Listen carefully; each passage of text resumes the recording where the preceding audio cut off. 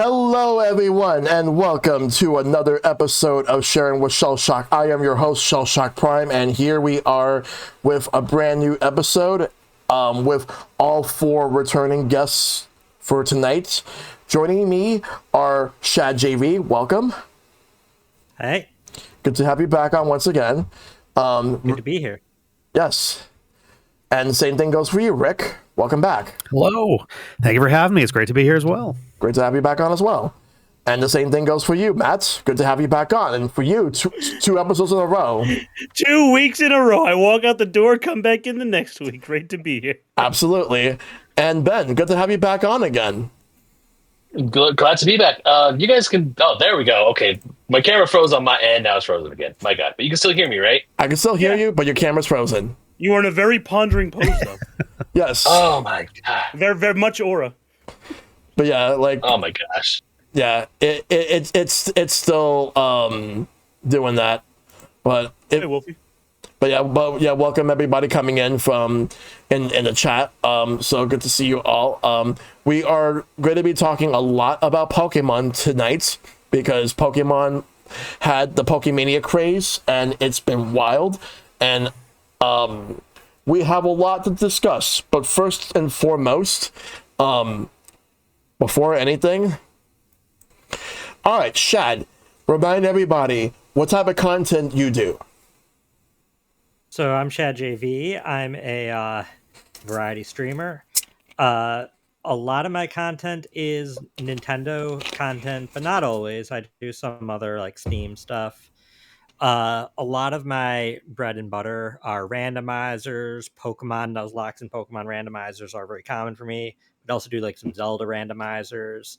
And I usually once a week do visual novel games with one of my co-streamers. Currently doing Tyrion Cuthbert, Attorney of the Arcane. But yeah, I just got a little all over the place, but Pokemon is a big part of my content. Awesome. What about you, Rick? Yeah, so I run a channel called The D-Pad with a bunch of my friends. We've been on YouTube since 2011. We just celebrated our 15th anniversary back in April. We do a little bit of everything. Maybe our biggest thing is franchise plays. We'll take a whole series from start to finish, every game in between. We've done Zelda, we've done Sonic, Kirby, Kingdom Hearts, Resident Evil, Toe Jam and Earl, sort of, one time. Pokemon is one that we haven't really given that approach to because we have a completely different thing that we do. And we've been doing this since 2012, which we started a series called Pokemon Rivals, where my buddy John and I engage in what we call padlocks, which are essentially competitive Nuzlocks. You go through the game. Each time you beat a gym or a kahuna, in the case of Sun and Moon, or a totem, we face off with our teams in an exhibition match, and whoever wins gets a point, proceeds first in the next one. Whoever has the most points at the end of the game or survives the game or survives furthest wins. I believe we're on our 7th or 8th one of those right now with Heart Gold and Soul Silver, but we've been at that since 2012. Awesome. Wow. And then what about you, Matt? What do? I play Nintendo, PlayStation, PC games, talk about anime girls way too much, talk about bodily fluids way too much. I basically turn on the camera and shitpost and see what sticks. That's what I do. Pleasure to be here. Pleasure to have you. Matt? Not Matt. Ben. We don't have two Matts. We only have one. Ben. Wow. What? Yeah, that's another good question. What do I do? So I am currently part of a D&D style podcast called D & Dark. At the time of this recording, our season 2 is going to be... We're going to start recording season 2 of the show eventually. We just recently finished my the mini campaign that I was running, which is called D & Dark Souls, where we use the Dark Souls TTRPG, or we use the TTRPG system for that. And outside of that, I also try to do podcasting. I was, or still am, technically the host and creator of Basement Arcade Pause Menu, which is on the longest hiatus ever. And I need to get into that badly. But then life decides to say, hey, you got a wedding to plan, buddy. No. Well, 100% best of luck to you, my dude. Thanks. Yeah. So, So, regarding the PokeMania Craze, so obviously, before the series released in the United States, it started off in 1996 in Japan, February 27th of that year. But it was not with red and blue. It was with red and green, because the reason that they wanted to go with red and green is because, like, obviously in America, red and blue is like the polar opposite. But that was kind of what they went with in Japan. But the other thing is, I think it had something to do with the fact that they actually like Venusaur, like one of the style like Venusaur. I honestly don't remember that part, but I do remember that they went with Fire and Leaf Green, or just regular red and green. I'm getting way too ahead of myself, but yeah. So they did get a blue version months later, but you couldn't buy it in stores. You had to order it through Core Comics. And the funny thing about that was they kept delaying Pokemon Gold and Silver for years. So they gave us they gave Japan Pokemon Yellow 98s because of the anime, which was the same year that we got Pokemon. And when we got Pokemon Red and Blue, they based it off of the Japanese blue version. That's why we have those sprites instead of those like original sprites that you saw in Red and Green. And Red and Green had so many glitches that did get fixed in Blue. But we still had Missigno. We'll talk about Missigno. A lot of glitches in Gen 1. We're going to be talking about Missigno later on. But let's start with you, Shad. How did you get into Pokemon? And did you get into Pokemon once the anime and games were released in America? So I mean, I was pretty young. I was 98. It got brought over here, so I was like 9. So a lot of that is a blur of my childhood, but like a big part of my childhood. I don't know the exact point that I entered, but it definitely, I'm pretty certain it was before the games officially released. I was really in like the hype leading up to it. I saw the anime. My biggest early memories are actually the trading card game, which I believe before I had the games, I got trading cards. Because I remember specifically that well, I was in karate as a kid. My parents wanted me to take after school. So on my way to karate, my my mom gave me a starter deck of Pokemon cards. It was the Mewtwo deck. And the first thing I did when I got to karate was trade my Mewtwo for a Zapdos with another kid there. Oh. Which I had nothing to play Zapdos with, but I wanted to be a part of everything. So otherwise though, I definitely was there through all the hype. I got blue version first, but I had a bank that I made just for Pokemon games, which I saved up to buy red, and then I bought red, and then I saved up and bought yellow. I remember I got both gold and silver. And I even got, when I got a Game Boy Color, I got the Pikachu one. I put like stickers on it from Pokemon Snap. I was all in. Pokemon was like my obsession with the early days of that, and I mean it was kind of the world's obsession, but yeah. So I kind of got in almost through everything at the same time. I don't really remember the like big driving force, but like the trading cards are definitely like my earliest memory there in terms like vividly. Okay. Now, what about you, Rick? Oh boy.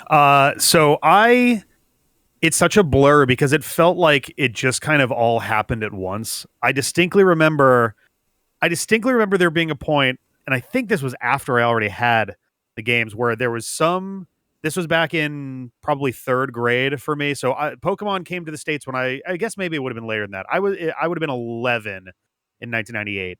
So probably more like 4th grade, 5th grade, where I was like in the front of the school. Like I had to go see the principal about something. And there was some kid who was like in trouble, but he had his Game Boy with him. And I look and I'm like, is that a yellow cartridge? What is that all about? So it might've been later, but it's just like, oh yeah, it's Pokemon. It's so cool. I'm like, wait, but that's not there's not a yellow one, and like suddenly realizing, oh, there's so much more to this. I still have the original cartridges that my sister and I had growing up. Red was mine, blue was hers. Along with, I grabbed all of the Game Boy cartridges that I could find that we had here, including the trading card game in there, which was a confusing thing to refer to back then. Pokemon Pinball as well. But yeah, no, I distinctly remember I got the game. I was super into it. I had a friend who was who figured out the cloning trick. So he gave me a clone of a level 100 Mew at one point. I never saw the movie in theaters. I was super sad about that, partly because they had that cool promotional card of Mew, the trading card game with like Ancient Mew. Yeah, I wanted that thing so badly.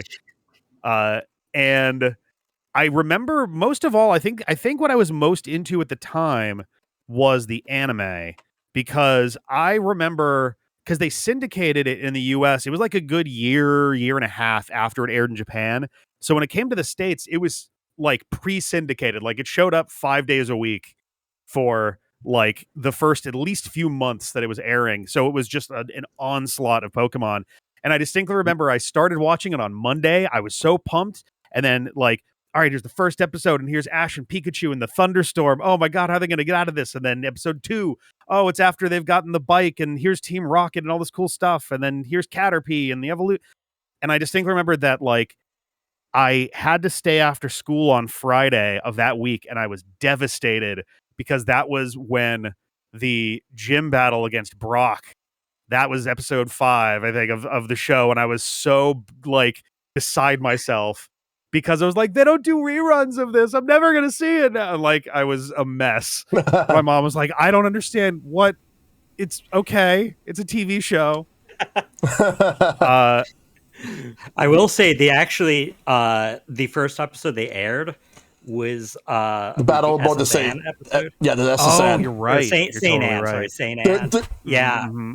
There was actually like a preview version of it where this preview version only aired once because in the opening and in the ending of it, the narrator has a different dialogue than the version that actually aired.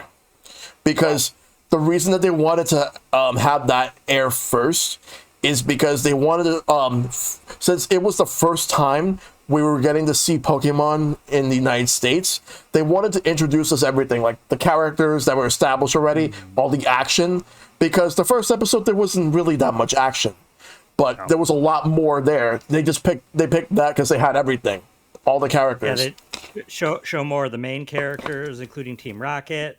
Show more Pokemon than just Pikachu, Pidgey, and Spearow. Yeah, And like a little like 3-frame animation of the starters. Yeah. They wanted to show it all. Yeah. And it's like, you want more? Well, then we're going to continue right now. The slow path. It's like, oh, tomorrow you're going to watch the very beginning. This was just a preview. Wow. Yeah, but continue, Rick. Oh yeah, no, I'm trying to think what else there even was from like how I really got started in there. But yeah, no, I was obsessed with the anime, loved it. Then I discovered Digimon, which is its own, I'm sure, facet of this whole conversation and episode eventually. But I had nice. Oh, that's awesome. And we've been watching. I wanted War Greymon, to be honest. This is now Garurumon. War Greymon's my favorite, but hey, I do like War Greymon better too. But that's I'll take it. There will be a Digimon episode in the future, so stay tuned for that. Nice. Nice. Oh my God. On our Discord, we've been steadily watching through Digimon, and the one we're in 2 weeks we're wrapping up Adventure 02, and that's as far as I've ever gotten with that. Mm-hmm. But yeah. A quick little story of when I was a kid. I had a bunch of the Pokemon cards, and my mom. By this point, I was like 14. My mom was like, "You got to get rid of those. Those are for little kids. You got to get rid of those." And was like, I put up the biggest fight about this, and she wasn't having it. I was like, "At least let me keep some of these." And she's like, "Okay, fine. You actually play with them, right?" And I was like, "Yes, I play games with them." I was like, "Okay, how about this? Split them into the ones that you actually use and the ones that you don't use. And the ones you don't use, I'll give to your cousin." So I had a younger cousin who was like 9 or 10 at the time. And I was like, I don't like this, but but like, fine. If this is the only way I get to keep any of these, then fine.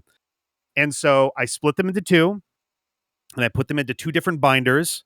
I still have, And you gave him 50 Weedles. Perfect. still got this bad boy kicking around. Oh, nice. And so I told my mom that. I'm like, I split it into two. Just take the one that's got all of, like, I described what was going on. It's like, that's the one. It's like, all right, fine. And then I didn't like go looking, just for another day or two. And then I went to go grab my Pokemon cards. I opened it, and to my horror, the one that was left behind was all of the dog shit garbage. Yeah. A million Weedles and Cubones and fighting type energy. And I'm like, oh no. Oh no, oh no, oh no. And I'm flipping through it, and I'm like, I had rares, I had holofoils, I had all this good stuff, like battle ready. I had whole decks, good decks. I had a deck I never lost with once, and it was in there. And I asked my mom, I was like, wait, what happened? Was the other binders? Like, oh no, I gave that to Dylan over the weekend. And I'm like, and she's like, okay, let me call your aunt and I'll see. And so she called my aunt, who then asked my cousin, and he had literally, the moment he got it, started like taking stuff and moving it and putting it into other things. And at that point it was completely gone, fully integrated and gone. And I was like, I wanted to lie down in the street. I was so mad. Wow. So I am it was a so lot. sorry. PokeMania got everybody. It's very painful. Wow. That hurts. Like That hurts. they gave away the wrong one. Wow.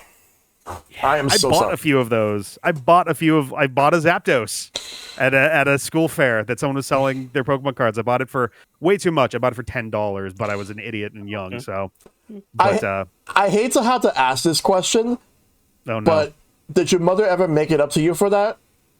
I think she actually bought me a Pokemon game around that time because she felt awful about it. I was like, okay, that's fine. And she was like, look, the games are fine, but we can't have like a million of these cards in the house anymore. So like, fine, whatever. I just wanted to see if there was like any like silver lining to the whole thing.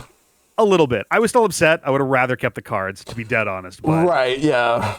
I'm sure nowadays, yeah.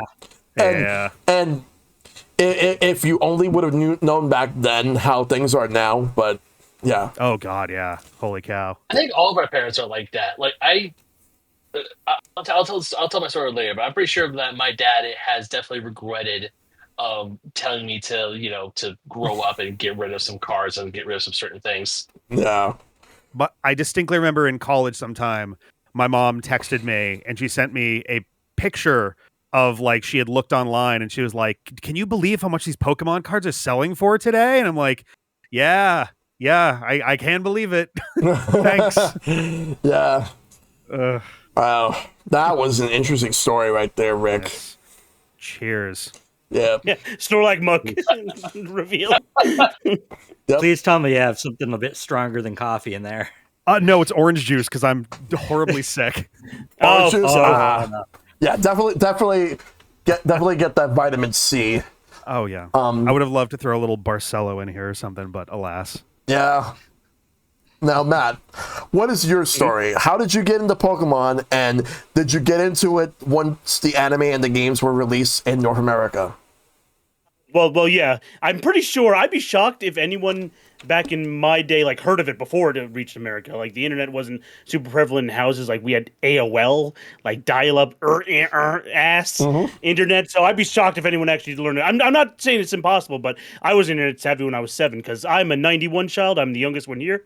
I was 7 when it released, but I do fully remember how I got into it. I didn't actually catch the first episode on TV. I was a little slightly, I guess, a couple months late in syndication, maybe 4 or 5 months. Not the other set of numbers. Because I do remember the exact first episode I saw. It was on a Tuesday morning before school, and it was Ash versus Koga's gym, where he fights the younger sister and then Koga. Awesome fucking episode to get introduced to. You have Bulbasaur versus Venonat, and you have Charmander versus Golbat, pretty much. I was like, dang, this is fire. Upgraded dialogue. We didn't say that back in the day. This is the remastered version. But I'm like, damn, this is fire. It upgrade dialogue. And I was hooked ever since. I'm like, whoa. How'd I miss this? And then, of course, as Shad and Rick said, the show's in syndication. It was very easy for me to catch up. I was an intelligent kid. I clearly could piece the timeline together. I'm media literate. Thank God. I was able to piece the timeline together. I clearly knew what the first episode was, Thunderstorm, Ash, and Pikachu, and it was gravy ever since. Caught it all the time, 5 days a week. You know how it goes. Yep. If we're doing a No, little... no confusion over why Ash suddenly gets 40 Tauros. Yeah, well, besides the band American episodes, yes. Oh my God. The band American episodes. Like that. Go on. I just always found it like strange about the Tauros. Yeah, we can gun, and that's where Ash is riding the Dragonair. You see at the end of the PokeRap promo, like you ever see the Ash riding the Dragonair screenshot? That's from the band episode. I think Dratini's in that Safari Zone episode too. I went on my way to watch it once. It was pretty interesting. Yeah. Oh, not to derail too much, but go ahead. The opening theme also has the Tentacruel smashing a building. Which yeah. To be fair, they did play that episode up until 9/11. Up until 9/11, they did play that episode. I remember watching the episode live. That episode did air. Yeah. I saw that episode. Yeah. But they even after the episode banned, they kept that in the intro. So. Yeah, they do. Oh, yeah. I guess it'd be hard to edit. Yep. You can only just do much other. But yeah, that's my introduction to Pokemon. It was gravy ever since. Been a fan for, I guess, nearly 30 years because I still watched in 98. And to go on movie going experience, I did see the first movie in theaters. I had to drag, not had to, but now that I'm putting in perspective, my sister's 9.5 years older than me. So I had to drag I was probably 8 at the time because what was it, November? No, I was still 7. November 98 was when the movie came out. I definitely dragged my 16.5-year-old sister to drive me. Thank goodness she can drive at the time to the theater. And we got one of the BK suffocation toys right afterwards. I remember I still have it. Mine has a little mouth plushie in it. I mostly now again I feel so bad hearing the stories of people's parents give away shit. My parents were the opposite. My parents wanted to save every living thing they ever bought me. They just value of a dollar and all that.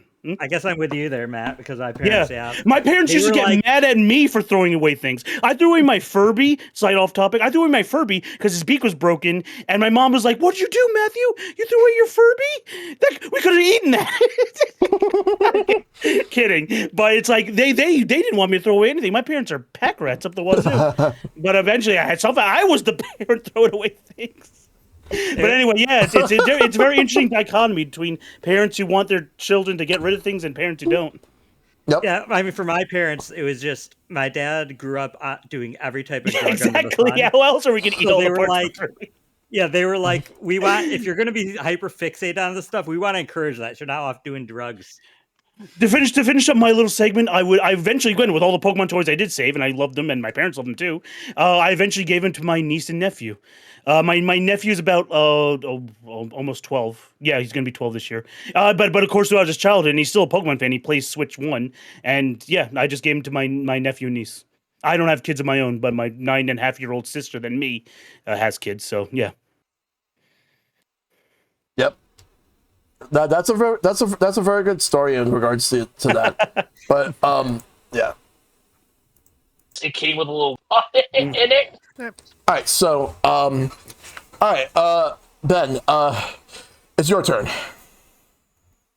One fateful day, gentlemen, in 1998, my parents came up to myself and my brother. They called us out from our rooms, and on the table they had 2 Game Boy games for the both of us, then being Pokemon Red and Blue. Now, just like the gentleman down there, whose name I totally forgot, I am so sorry, these are our original copies. This is my copy of Red, my younger brother's copy of Blue. I still have them. Battery still works, thankfully, after all these years. Although I should probably check Red because I think the save battery in my Red version died. But either way, yeah.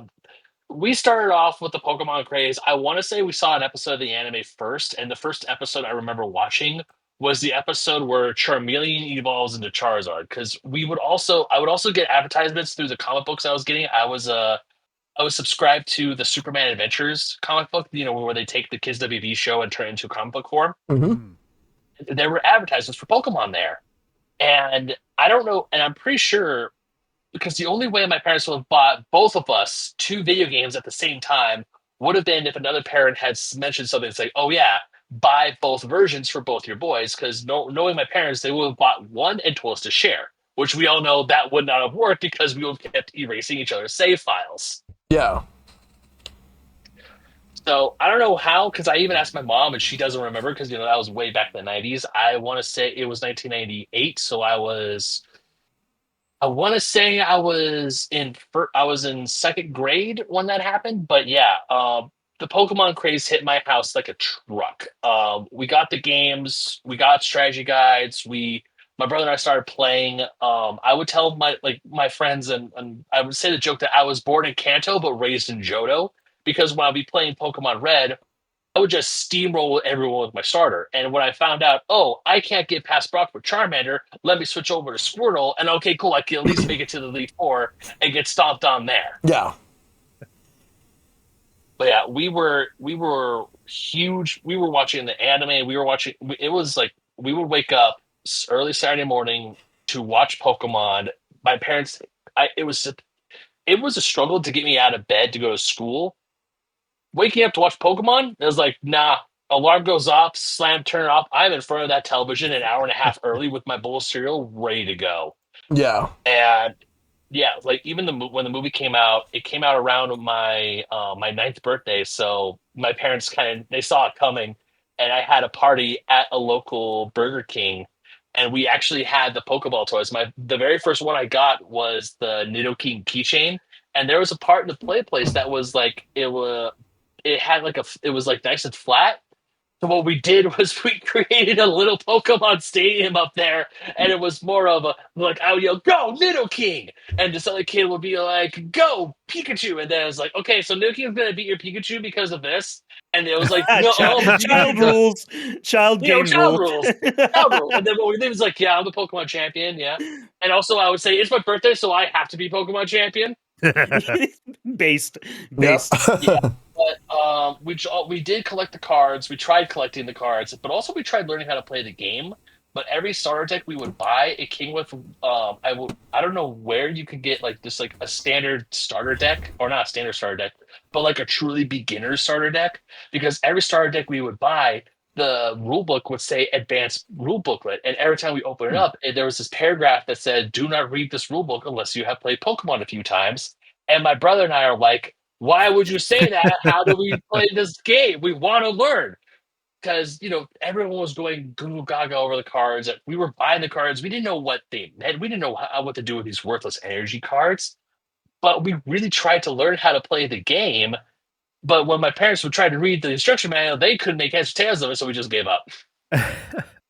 It wasn't until 2022, when I went to Portland Retro Gaming Expo, I bought a copy of the GBA game, of the Game Boy Color game, popped that in, learned how to play, and I'm like, this game is easy.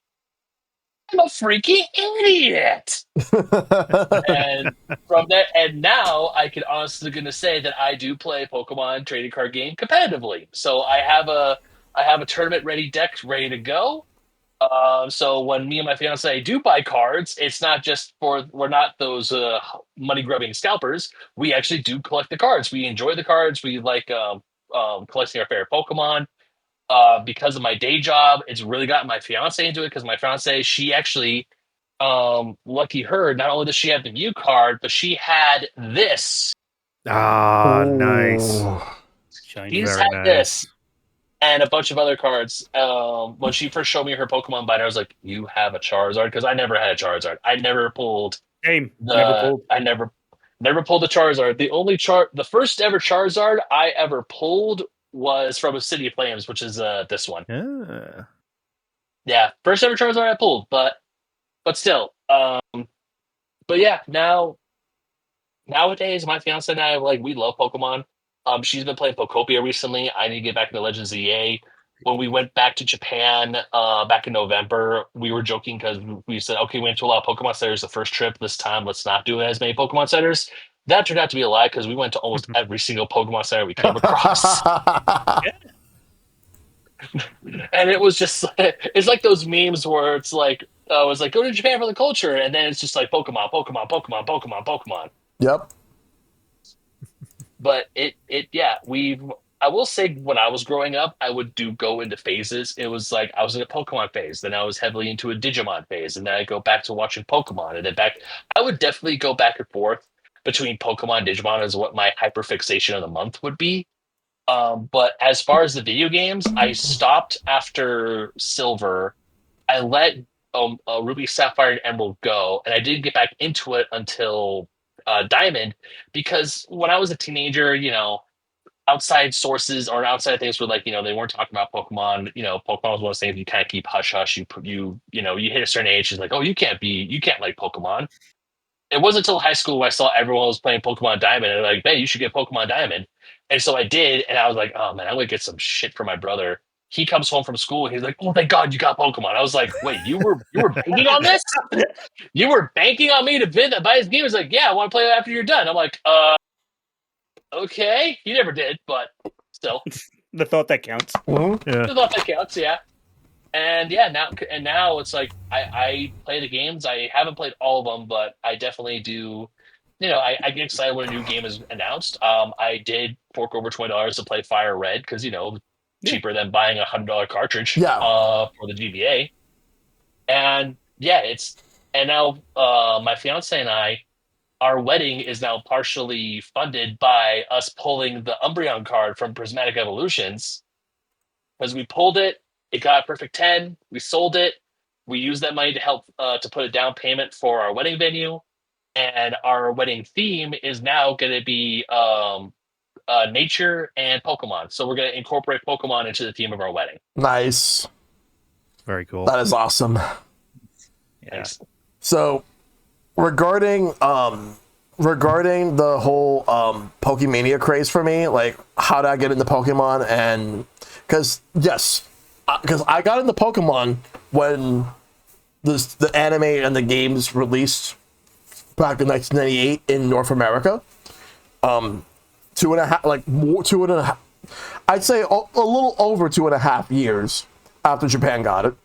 And the first episode that I remember watching was the tail end of Pokemon Emergency. My brother was watching it. He was already watching the show by that point. And he actually wanted me to watch it. But I didn't really get into it until the very next episode. That was the one where Ash caught both Caterpie and Pidgeotto, and he had that first full actual battle against Team Rocket. Like, because I don't know if I would necessarily consider that a battle in Pokemon Emergency. It was basically just Team Rocket just trying to take all the Pokemon in the center. This was where, like, it was an actual battle. And Ash's first win was against Team Rocket. But then, like, I kept watching it every day. Like the next one was Challenge of the Samurai, which I didn't really like. That, in retrospect, wasn't really that great of an episode. It was just the biggest joke was the whole Metapod versus Metapod. Yeah. And then the match actually just went into a no contest because, like, of all the Beedrill and then because Team Rocket caused all that. And I'm just gonna say this, in the early seasons. Yes, Ash, like, of course, like, throughout, like, the majority of the series, like, at least within the first few seasons, Ash was an idiot. But I've always thought if there's any character that's way too harsh on Ash more than anybody, it's Misty. Because let's be honest, like, Ash is supposed to learn all these things, but the way that Misty went about it, let's just say she could have handled everything so much better. But I feel like if an 11-year-old kid fucked up my bike when I was 13, I would have a hard time letting that grudge go for a little while. And she was the runt of her litter of 4 sisters in total. So she was. Again, I'm not excusing her actions, but she had reasons. She had sub stories behind it. She had Yakuza sub stories. It wasn't. She definitely had times where she was definitely a little too hard on Ash, but at the same time, she also showed Ash that I guess it was okay to lose. One of the things that you were mentioning, Shellshock, that in those early episodes of the anime is that, yes, Ash is an idiot, but one of the things actually looking back on I kind of enjoy is that Ash lost a lot. Yeah. And even though he would, especially because I remember when I was a kid thinking like, oh yeah, he's in the Pokemon, he's finally in the Pokemon League, he's gonna become like a Pokemon master, and then it's like, nope, he loses in like the third round, and then you don't see the actual trainers, and then he goes to the Orange Islands. People forget apparently that he won in the Orange Islands tournament. because I remember that episode where he won the championship Oh in yeah, of Orange course. Islands, Awesome and episode. then goes on to Johto, and he loses everything up until the Galar region, where we all saw that clip of him finally winning. Well, before Yeah. that, he actually won a Lola. Yeah, he he won a technically won a Lola Lola. too? Yeah, he won a Lola. That's Yeah, he right. won a Lola, Yeah. and then like he would go on to win the Gala region, the Masters 8. But that and the fact that I'll say this, it was absolutely satisfying, like to see Gary's first loss when he lost to Giovanni because of that Mewtwo. Yeah, with Mewtwo. Yeah, like, but the thing is that like Gary got humbled so much later on, but back then, like seeing his first loss all because of that Mewtwo. I'll say this real quick. I just want to go on one small tangent. If there's one thing that I kind of wish that Ash did before his story ended, I felt like we were robbed of one final battle between Ash and Giovanni. He should have just fought Giovanni, beat him. Team Rocket is done for good, and then that's it. I feel like that's the only thing that they should have done. Other than that, everything's good. Team Rocket kind of drifted out at the end, didn't they? Like an episode or two before the end, they like showed up and had kind of like a somber coming back together and then leaving kind of deal. Yeah, I'm not into that. Yeah, I just wanted one more fight against Giovanni, and then he actually would have won with the team with the same team that he had in the tournament. But anyway, I'm getting ahead of myself. But yeah, I've watched it every day. Back then, it was syndication. It was on Monday through Friday. It was 6:30 in the morning because like it came on after a RoboCop show that came on in the 90s, and then afterwards like they would do the Kids WB block in the mornings, which we actually just did a Kids WB episode last week for this podcast, which Matt, you were in that, but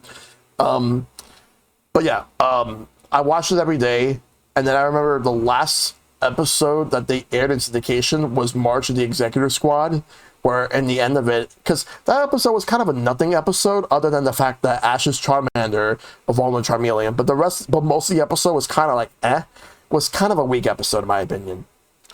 Then again, I didn't really like the episode with the Kaz and Yaz gyms. Scyther and Electabuzz? Yeah, I thought that was a stupid episode. One of the weaker episodes.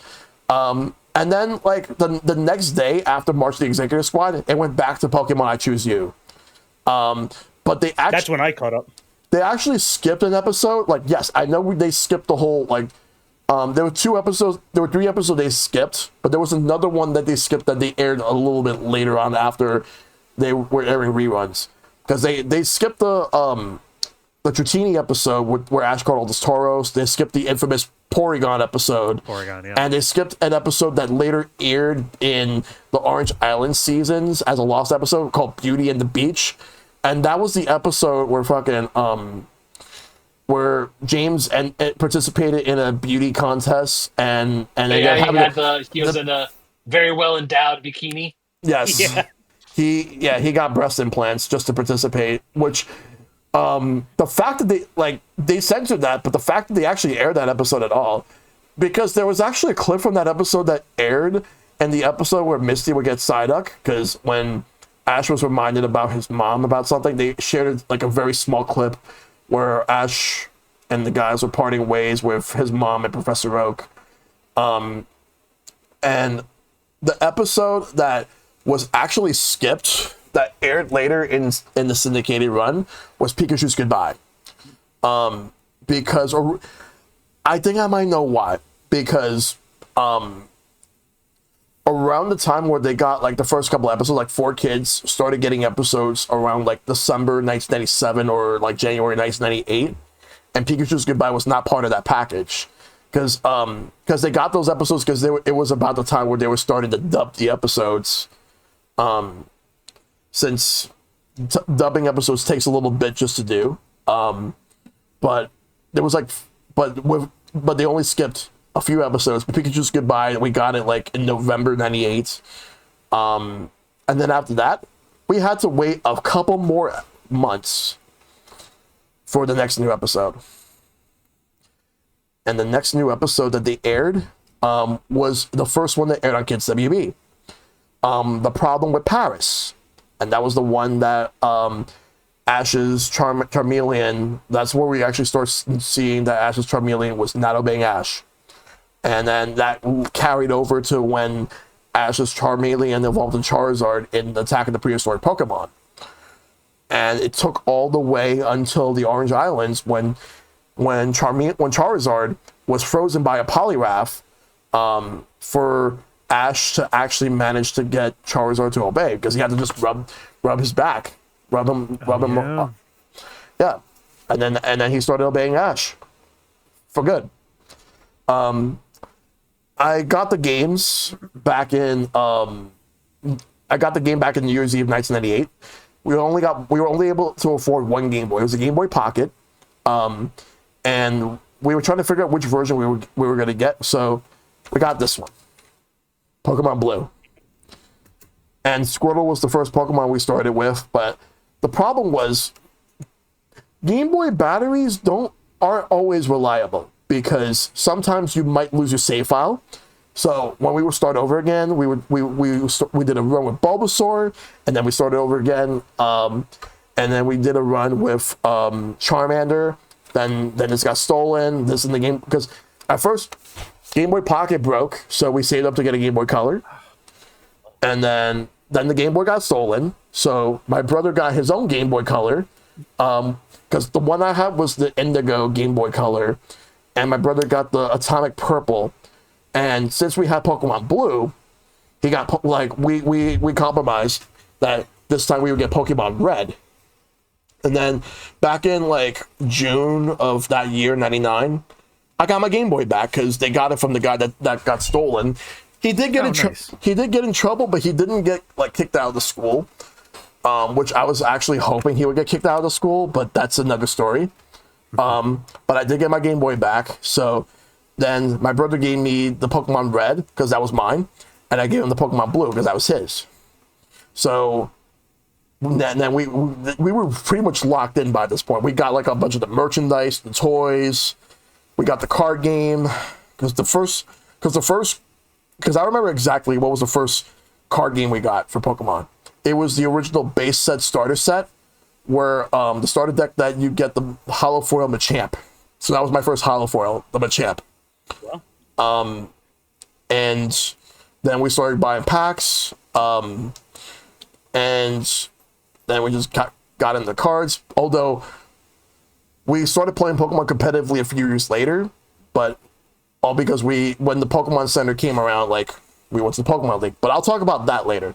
But yeah, 1999 was the year we were locked in, and then once we got both Game Boys, once we got a link cable, we were set. We were all in. They had us in the bag. So, Rick, I'm going to start with you on the next one. What were some of your favorite memories from the PokeMania era? Oh boy. So similar in some ways to how when Pokemon Go came out, it seemed like everybody was playing it. I think one of the best things about when Pokemon was brand new in the States was the same thing. Everybody in school was playing it. Nearly everybody was begging their parents for a Game Boy, getting the games, trading, battling, all that stuff, card games. There's a reason it's called Pokemania, in even in the time that was what it kind of got referred to, which I think it should not be understated that there's an implicit comparison to Beatlemania with that naming, and it was a very accurate decision for how kids were just swarming to Pokemon.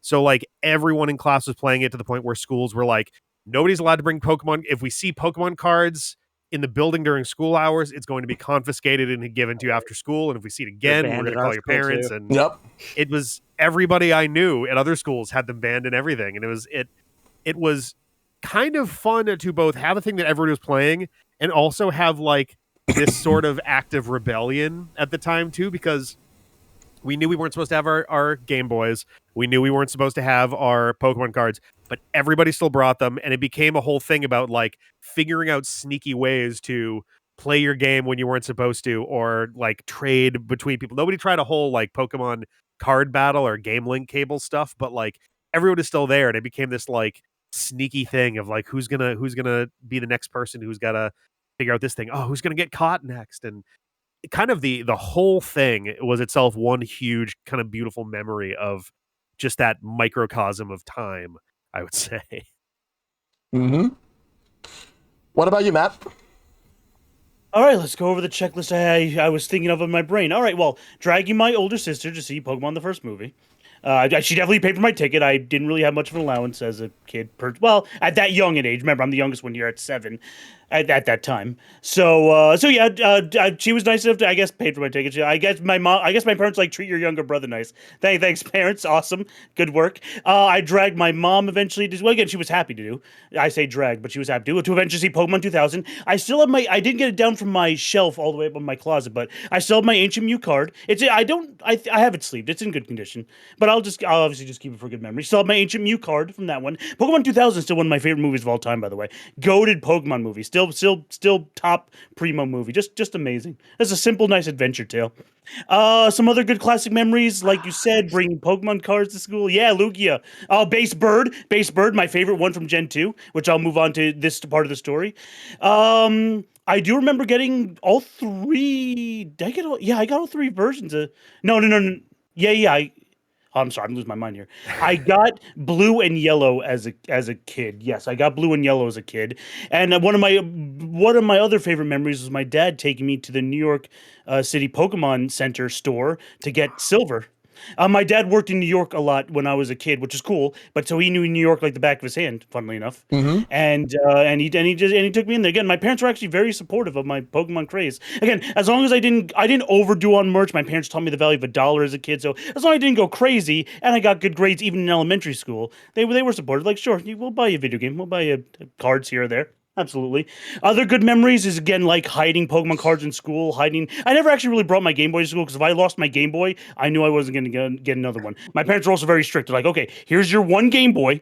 If it breaks, water's stolen, you lose it, etc., that's it, son. So they taught me the value of $1 as strictly as a kid. I'm like, okay, you got it, bet. We didn't say bet back then, they upgraded dialogue. But bet, okay, I will not lose it, and I didn't. I had the classic yellow Game Boy color. Well, because believe it or not, fun secret lore fact about me: yellow at one point was my favorite color. Believe it or not, it's still my third favorite color to this very day. But yeah, so that again, you're cutting off PokeMania like before Ruby and Sapphire. So yeah, everything. Yeah, like 2001. And Crystal, yeah. But yeah, anyway, my dad taking me in, us battling. I was such a genius as a kid. Again, sucking my own dick here. I was such a genius as a kid. I remember because me and my friends would talk a lot. I'd be like, oh wow, so what Pokemon do you usually lead with? I was a genius 7-8-year-old. I'm like, oh, I usually start with Electabuzz. I'm like, oh, okay, cool. So we're battling in a few days, right? We knew about the max rare candy trick with the Signo. It's very interesting how that spread around, like very, very early, again, dial-up internet. It's so weird how it spread around and everyone knew about it. This was in the rusty, crusty age of internet, like information. It's so interesting how that spread around. But yeah, we knew about it. So we got 100, we had level 100 Pokemon, which is fine though. It was all still even playing field. And I'm like, yeah, what Pokemon do you start with? Oh, I start with Electabuzz. I'm like, yeah, cool. Sounds great. He eventually caught up and said, wait a minute. But anyway, yeah, my good old buddy. So yeah, we again, the thing is, I was the youngest, like as you clearly heard me say, I was the youngest. I didn't have any younger siblings, and my sister was out of the age range of Pokemon. So again, I had a handful. I grew up in a suburban New Jersey. Well, I still live here, but a suburban New Jersey town, which had plenty of population. So again, being the social extroverted butterfly I've always been, I just made friends and just played with them. Yep. So gravy ever since. All right. What about you, Ben? I want to say my favorite memory, or at least one of my favorite memories from back in the day, is when I finally figured out how to properly play Pokemon. And this came from because I would tell my friends I born in Kanto, raised in Johto. Because yes, I started with Red. Red was mine, but I just steamrolled every Pokemon with my starter. I didn't know the concepts of leveling up. I didn't know what grinding was, because no one taught me how to properly play RPGs as a kid. And also, when I was getting into video games at the time, I thought turn-based RPGs were, and I quote, boring, as I was playing Pokemon in my hand, because I didn't understand. You're a kid. You hear because unfortunately, when Final Fantasy was first introduced to me, it was introduced with like a bunch of like people who have stereotypical nerds, what I would eventually grow up to Ah, be. And when you're a very impressionable young 8-year-old in the late '90s, and you hear and a lot of your television shows say nerds are the uncool kids, and you're just desperate to become one of the cool kids, and you're like, oh, I don't want to be that. Spoiler alert, Ben, you became that hardcore. But one of my favorite memories is when I was finally playing silver version, and I caught a Mareep, and I was trying to I was like, when does this Mareep evolve? It's like all it knows is the 2 attacks. It's super weak. It's not as strong as this trainer I battled. And I threw into a few fights with some flying Pokemon, and all of a sudden it said, "Oh, now learns this attack." And I was like, "Wait a minute!" And that's when the gear started turning.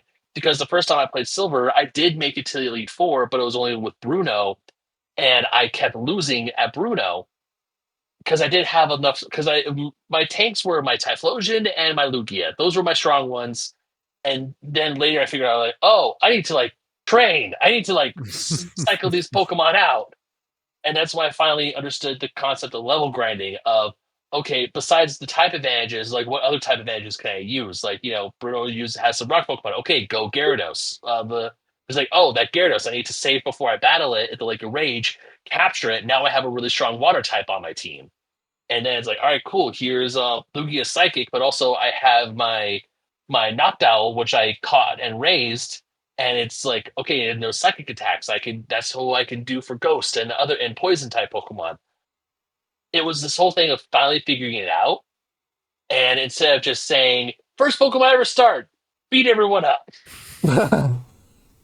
It was that was definitely one of my favorite memories. And another one was when my parents bought my brother and I the Tiger Electronic Pokedex from the first generation. Oh, you got one of those. Nice. We had one of those, and well, we had two of them. Both my brother and I both had one, and I don't know why. It was like during the heyday of seeing kids walk around with the little clip-on Pokeballs on their belts, and Noah would bat an eye, and we were literally just walking around a park because my dad played softball on Sundays, and we would walk around with our Pokedexes trying to find Pokemon, and we'd just be punching them in the Pokedex and taking out the Pokeballs and throwing them out, saying, go whoever we had. So it was definitely my favorite memories. Obviously figuring out how to properly play the game, or at least play the games the way that they were meant to play, and just going outside, touching grass, and having fun with my little brother, and just being Pokemon nerds, but not constantly glued to a video game screen. Because I think that's what my parents liked about it as well. They did buy. I remember convincing my dad to buy me Pokemon Yellow when we got our Game Boy Colors. And he was like, "Why do you need this? What's the difference?" And I told him that, "Oh, you start off with Pikachu. You can't get you. The only way to get Pikachu in the other games, you have to go here. This one follows the cartoon." And at first, he was kind of like, "Nah." But then when I told him about, I just kept bugging about it. He was like, "Okay, fine." And I had Pokemon Yellow for a while, and then I lost it. Oh no! Yeah, it fell out of my bag when I forgot where we flew to, but we took a taxi to get to one other part of the airport, and that game fell out of my bag. Oh. And I lost my Yellow. My fiance still has her Yellow version, thankfully. And years later, when Nintendo put the original Pokemon games, Red, Blue, Silver, and Yellow, on the Nintendo 3DS eShop, I do have it on my 3DS, so I have a way to play it, and I have physical and the digital version. But that still hurt. Yeah, It hurt a lot because it's the Pikachu edition. Because that's you start off with Pikachu. Good luck fighting Brock, but you start off with Pikachu there. yep, it's more Mankey color. for Yeah, it was in color too. yep. From the yeah, from the Mankey get-go. for Brock. Yeah, you had to catch a Mankey. What a sneaky! Oh yeah. I didn't realize you needed to make you beat Brock until way No! later. Pidgeot spotted. What a sneaky way to go. Oh, here's Pokemon, and it stars the star of the anime, and it's much more like the anime. Also, every trainer and gym leader is a good 12% harder than it was in the first one. You're like, oh no. Actually, If they wanted it to be actually, the Matt, anime, Actually, Matt, that's not a Pidgeot. That's a Pidgeotto. I was gonna say, is it actually Pidgeotto? Yeah. That was a I was like, Pidgeotto. wait If a they minute, probably wanted- Pidgeotto. That's fair. If they wanted Yellow to really be like the anime, they should have had a way for you to trigger the sprinkler system in Brock's gym. Yeah. Oh, yeah. Oh God. Though Ash technically did beat Brock. He just didn't beat Misty. He just cheated. He cheated against Brock. He didn't cheat. Pikachu cheated. I mean, Hey, sure. okay, we're blaming I the mean, he was Pokemon. making demands. Well, I Yeah, mean, Ash exactly. didn't- I mean, in the anime he didn't, but in one of the mangas he did. The mangas are like a little like edgier. I hate to like. I feel weird using that term, but like the mangas actually seem to like have a little bit more like dark and edge to them and stuff. Like they're a Well, little bit there was, meaner. I mean, there's like two different mangas for Pokemon when it was coming out. There's like the one that kind of followed the anime and the one that followed the games. Yeah. Mhm. Yeah, so it's like if you look at the one that followed the anime, I forgot the author's name because when those books were coming out, they came out in the like traditional comic book floppy form. Yeah. Because I have the first set and the second set. The third set is still eluding me, but it's also kind of. But I do remember like reading that first set front and back the whole way through, and when he finally fought Misty, he used his Butterfree to take out her Gyarados, and I'm raising like Misty It's doesn't wild have to a. me. I'm like Misty doesn't have a Gyarados. What? They made a I'm bunch down. of the I'm gym actually gonna leaders. copy that book. A bunch of the gym leaders were like in Team Rocket in one of those manga. They were. Yeah, Oh, yeah, something like it's, that. And they use whips this one. and shit. Yeah, Yeah, there we go. Yes. and an Arbok gets cut in half. You know how it goes. Yeah, like half the gym leaders, or at least more than half of them, are all in Team Rocket. Only Yeah. a few of them are like kind of chill. They didn't That's actually just mess an with that as an allegory idea for till modern day government. I X did. and Y, I think. I did read up that there was a third trainer who actually got the other Pokemon that it was Red and Blue or Ash and Gary didn't have. And Green. She was her name is Green. In the manga, it was this one. Her name is Green because it's because Red starts with Bulbasaur, Blue Gary starts with Charmander, and Green gets Squirtle. Yeah, What an interesting alternate universe. it's an Exactly. Yeah.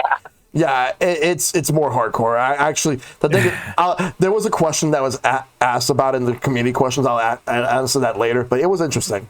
But anything else, Ben? As far as favorite memories go, no, because I mean, when I was a kid, and when at the height of the PokeMania craze, it was I want to say part Harmony, and then I felt that Harmony again in 2016. You know, the month of world peace we had when Pokemon Go came out. Oh yeah, we're going to be Where- talking about that later. Yeah, I The mean, world's greatest infusion of vitamin D all at once. Yeah, yeah. we're going to talk about So that you go later. Yeah. outside? Yes, of course I go outside. I am playing Pokemon Go. I need to catch some Pokemon. Yep. All right, Shad. What about you? What are your favorite memories of the Pokemania craze? Well, I mean, I kind of touched on the trading card game one because despite the fact that it was a dumb move to trade the Mewtwo for the Zapdos, it was a pivotal part for me because that was when I finally was able to join other people in the social aspect of Pokemon. And I definitely did a lot of collecting and playing with the cards, but I never went to game stores to play it. The video games, like I said, I got pretty much all of the ones. No, I got all the ones Gen 1 and 2. I got every entry, every version. Along with all the N64 games, except for I didn't get Hey You Pikachu, I guess. But Don't. Oh, we had that. My sister had that. Nah. You're not missing out, bud. You are not missing out. oh, I know. Awful The game. commercial lies. The Yeah. commercial lies. It's somehow Yeah. harder to control than Pac-Man World. Yeah, but I remember loving to play. Once I had Stadium, I could play the games on the Game Boy Tower there with That was fun. Dodrio Speed. I loved that. I remember lots of times. I restarted the games often just to play through them again and not always finish them. And I remember multiple times that me and one of my best friends would both restart and then play alongside each other and then battle each other for each city and stuff. Or your kinda own like rivals. yeah. Yeah, so one of my biggest memories is leading up to Gen 2, because obviously we all knew about Gen 2 coming. There was all over like the magazines and stuff. You're hearing everything. But my Togepi. dad, Yeah, Togepi in the anime too. yeah, Mhm. my dad was an IT specialist, Mhm. and we had the internet on every computer in the house. I had a computer I play games on. He decided to it kind of is a surprise to me. He downloaded they had these back then, a Game Boy emulator and the Japanese Pokemon Gold and Silver ROMs with an English patch, which really only fixed like Dang. 10 to 20% of that English. Uh, I still had to learn what look yes and no looked like. I had to kind of piece together what is each Pokemon's name and stuff and moves. But like uh I was playing Gold and Silver before they came out to the English. Dang. It was awesome. Those are big memories for me, because like I'd have friends over and it'd be like, "Hey, do you want to play Pokemon Gold on the computer?" And they'd be like, "What?" Whoa. So like, What do you and I mean, remember like going gold? all over those shitty 90s websites that all had questionable information and ugly backgrounds with effects following the mouse, and like just Oh, reading yeah. all the things, not knowing what's real and what's not, but just trusting everything on these sites. Yeah. Like, uh, You telling me the Yoshi and like, glitch wasn't real? Ugh. yeah. And like the anime, I definitely did watch a lot. It was probably less than playing the games and the trading card games. And I was not always the best at figuring out where each anime episode placed, because I didn't really watch them in order. Yeah. I watched them when I could. But I do remember like a lot of like very specific episodes. Obviously, the Saint Anne one, the Pokemon Island one where they all could talk. The Oh yeah. the one where Ash catches catches Krabby and like Dragonites in that episode. Oh, it's a giant The Dragonite. Fossil episode. Classic. Yeah. But and like of course in the movie I went to see the first 3 movies at theaters. Same. Yeah. Yeah. I And saw the I first think two. all 3 of them are quality cinema on their own, even without Pokemon. Absolutely.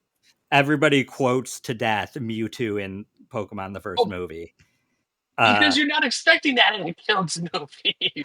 Oh yeah, the It's- circumstance of your It's- birth, that was It's so funny too, because in the Japanese version, Mew and Mewtwo have like very different motivations in that scene and in the movie.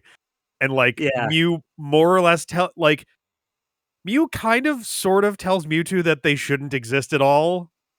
And are just kind of like, yeah, you guys are kind of a problem. You weren't meant to be alive. And it's like, whoa, what the hell? Very different vibes from the US version. Yep. And let And me then you quickly got- interject with a fun story, Shad. Since you mentioned the third movie, I almost forgot. It's the fun fact about the third movie, since you weren't like a super duper anime watcher, it showed the third movie in our American timeline. It showed that Ash had a Totodile and Noctowl before he actually caught them in the shows. So when I saw the movie, I was fucking pogging, and I had to call my friend after. I'm like, "Yo, dude, Ash has a Yeah, Totodile and a Noctowl, bro." in a shiny Noctowl. Yes, yeah, shiny. Oh my god. We're gonna find that out soon, I guess, in the show. I didn't understand shinies at the time. I thought that was just a special Noctowl only he got for the anime, and I thought Red Gyarados was the one exception of a thing we can get that I didn't think was a shiny. I just thought, dude, it's called the Lake of Rage. Every time I hear Lake of Rage, is like, okay, Rage, like a color association, Rage equals red.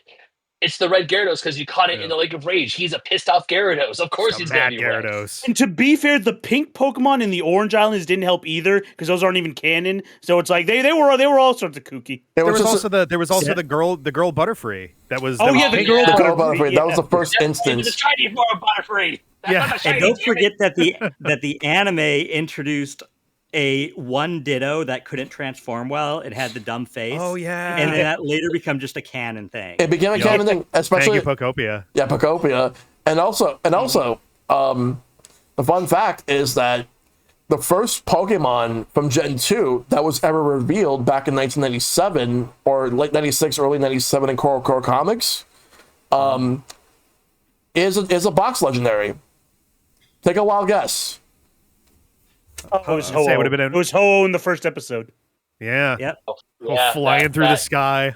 Yep. That Oh effing yeah, bird. and of course, I'd mentioned Lugia in the second movie, but True. Ballsy the fun of them thing to is- show that after the games came out and people being like, "That's not even in the game." Wait a minute, what?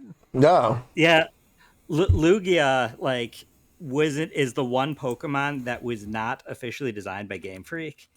It was designed by the anime like story. Right, the person in charge of the anime was basically they made it for the allowed to movie. he made that Pokemon just for the movie, and as far as he knew, it was not going to be used in anything. And then they ended up using the anime. He kind of was, or not the anime, the games. They played a box legendary, and he was shocked. How about a bird with big fingers? Yep.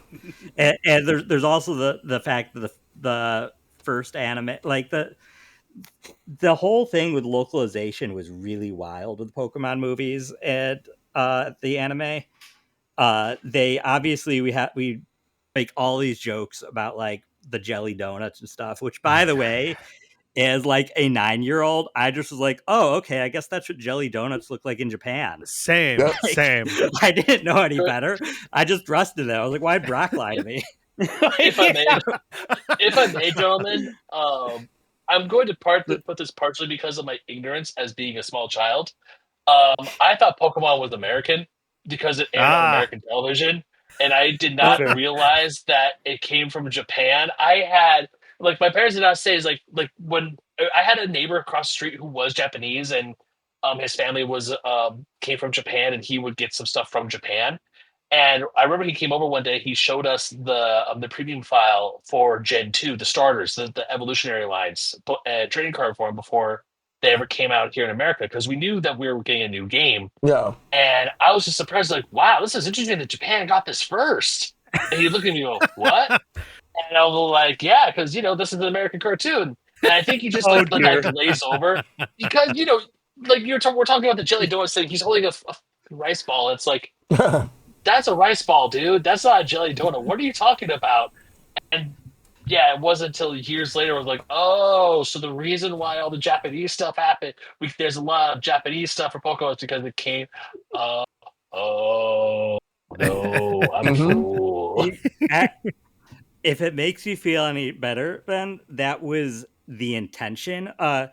So there's a book I actually highly recommend called Monster Kids. That's specifically about Pokemania. It's actually a really good read. It does a lot of research, a lot of behind the scenes stuff. But a lot of the choices of localization by 4Kids was they didn't want it to seem too Japanese. They wanted, and this is part of why Pokemania blew up all over the world. They wanted for every culture that the game was introduced to in the anime and stuff, they wanted it to feel to the kids this could just be from where I'm from. Yeah. It doesn't feel foreign. That was the reason for the jelly donuts comment. That was a reason for a lot of choices. It's so And- fascinating too, because that it was a period in time where Japanese imports were actually doing really well in the States. This was around the time of Dragon Ball Z and Sailor Moon and Inuyasha and stuff like that, actually legitimately taking off Yeah. in the Western though- hemisphere. Though at the time, and again, this book touches on it, despite anime kind of having a surge in the US, it still was very niche. Yes. All yes. things considered. JRPGs weren't doing great in the US. A lot of Japanese media was still kind of trying to find a foothold.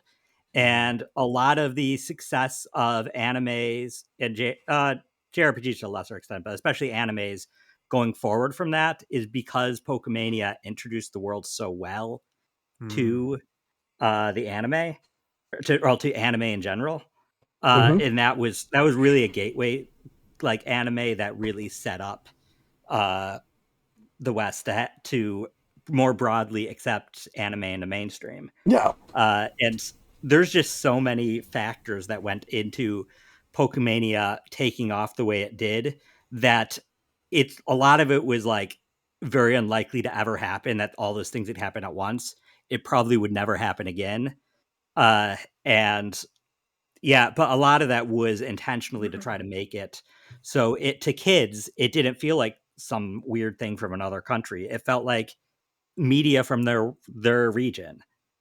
Yep.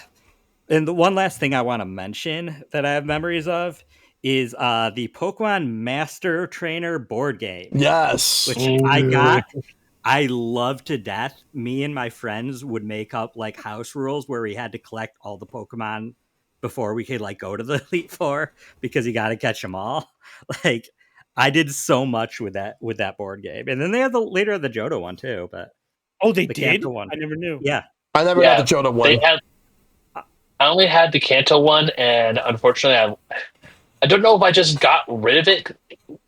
One of those things that where you're going through your stuff in your house, you have all these old board games, and it's like, do I? It's like we never properly learned how to play it. The rules were so confusing. it was a confusing game, which is why I made up our own rules. It was, yeah, and it's just like because I remember I would grab that board game and I would just like play the the soundtrack and just like play it by myself, but I didn't know how to properly play the game. I just like roll the dice and see if I would get a Pokemon or not. And yeah, I was just chilling in my room. Is that the one that was like a big like spiral kind of board or something, or was that like a fan? I might be thinking of a fan thing that someone made later on. It was the Kanto map that you moved. Yeah, it was the Kanto map. Okay, and collect different Pokemon, and eventually you have to beat the gym leaders and eventually go to the Elite Four. The game had a bunch of punched out circles with all Pokemon on them. Okay. Yes, yeah. I'm thinking of something else that somewhere in like the late 2000s, maybe early 2010s, someone made a kind of like fan made homebrew. It's essentially like playing the game of life or something, but it's Pokemon, where it's like you have a linear path and you're rolling dice, but each thing would be like, you caught a blank, move forward blank spaces, or oh no, Team Rocket attack, go back, or you lose a Pokemon, or Are you sure that's not the Pokemon drinking game? It might be. This was a while ago. I haven't seen it lately. It's totally possible. I remember when I went back to college at Cal State Northridge, I actually found that and I printed it out. And me and my roommates, we all played it because we're all a bunch of millennial nerds. So we're like, fuck it, and we were playing it and drinking. Oh God, yeah. It's very possible that's what it was then. Yeah. Yeah. Either way, you can answer now, Shell. I was everything about kind of derailed a bit, but it's all good. Yeah. So I too had the Master Trainer game. I got it years later, like in 2002, 2003. It was at a discount store. It was cheap. We got it. We played it a few times. I think I still have it at home. I just don't know where it is. I haven't actually played it in years, but I know like I would put away things and I would just figure out where things were. But I had it. In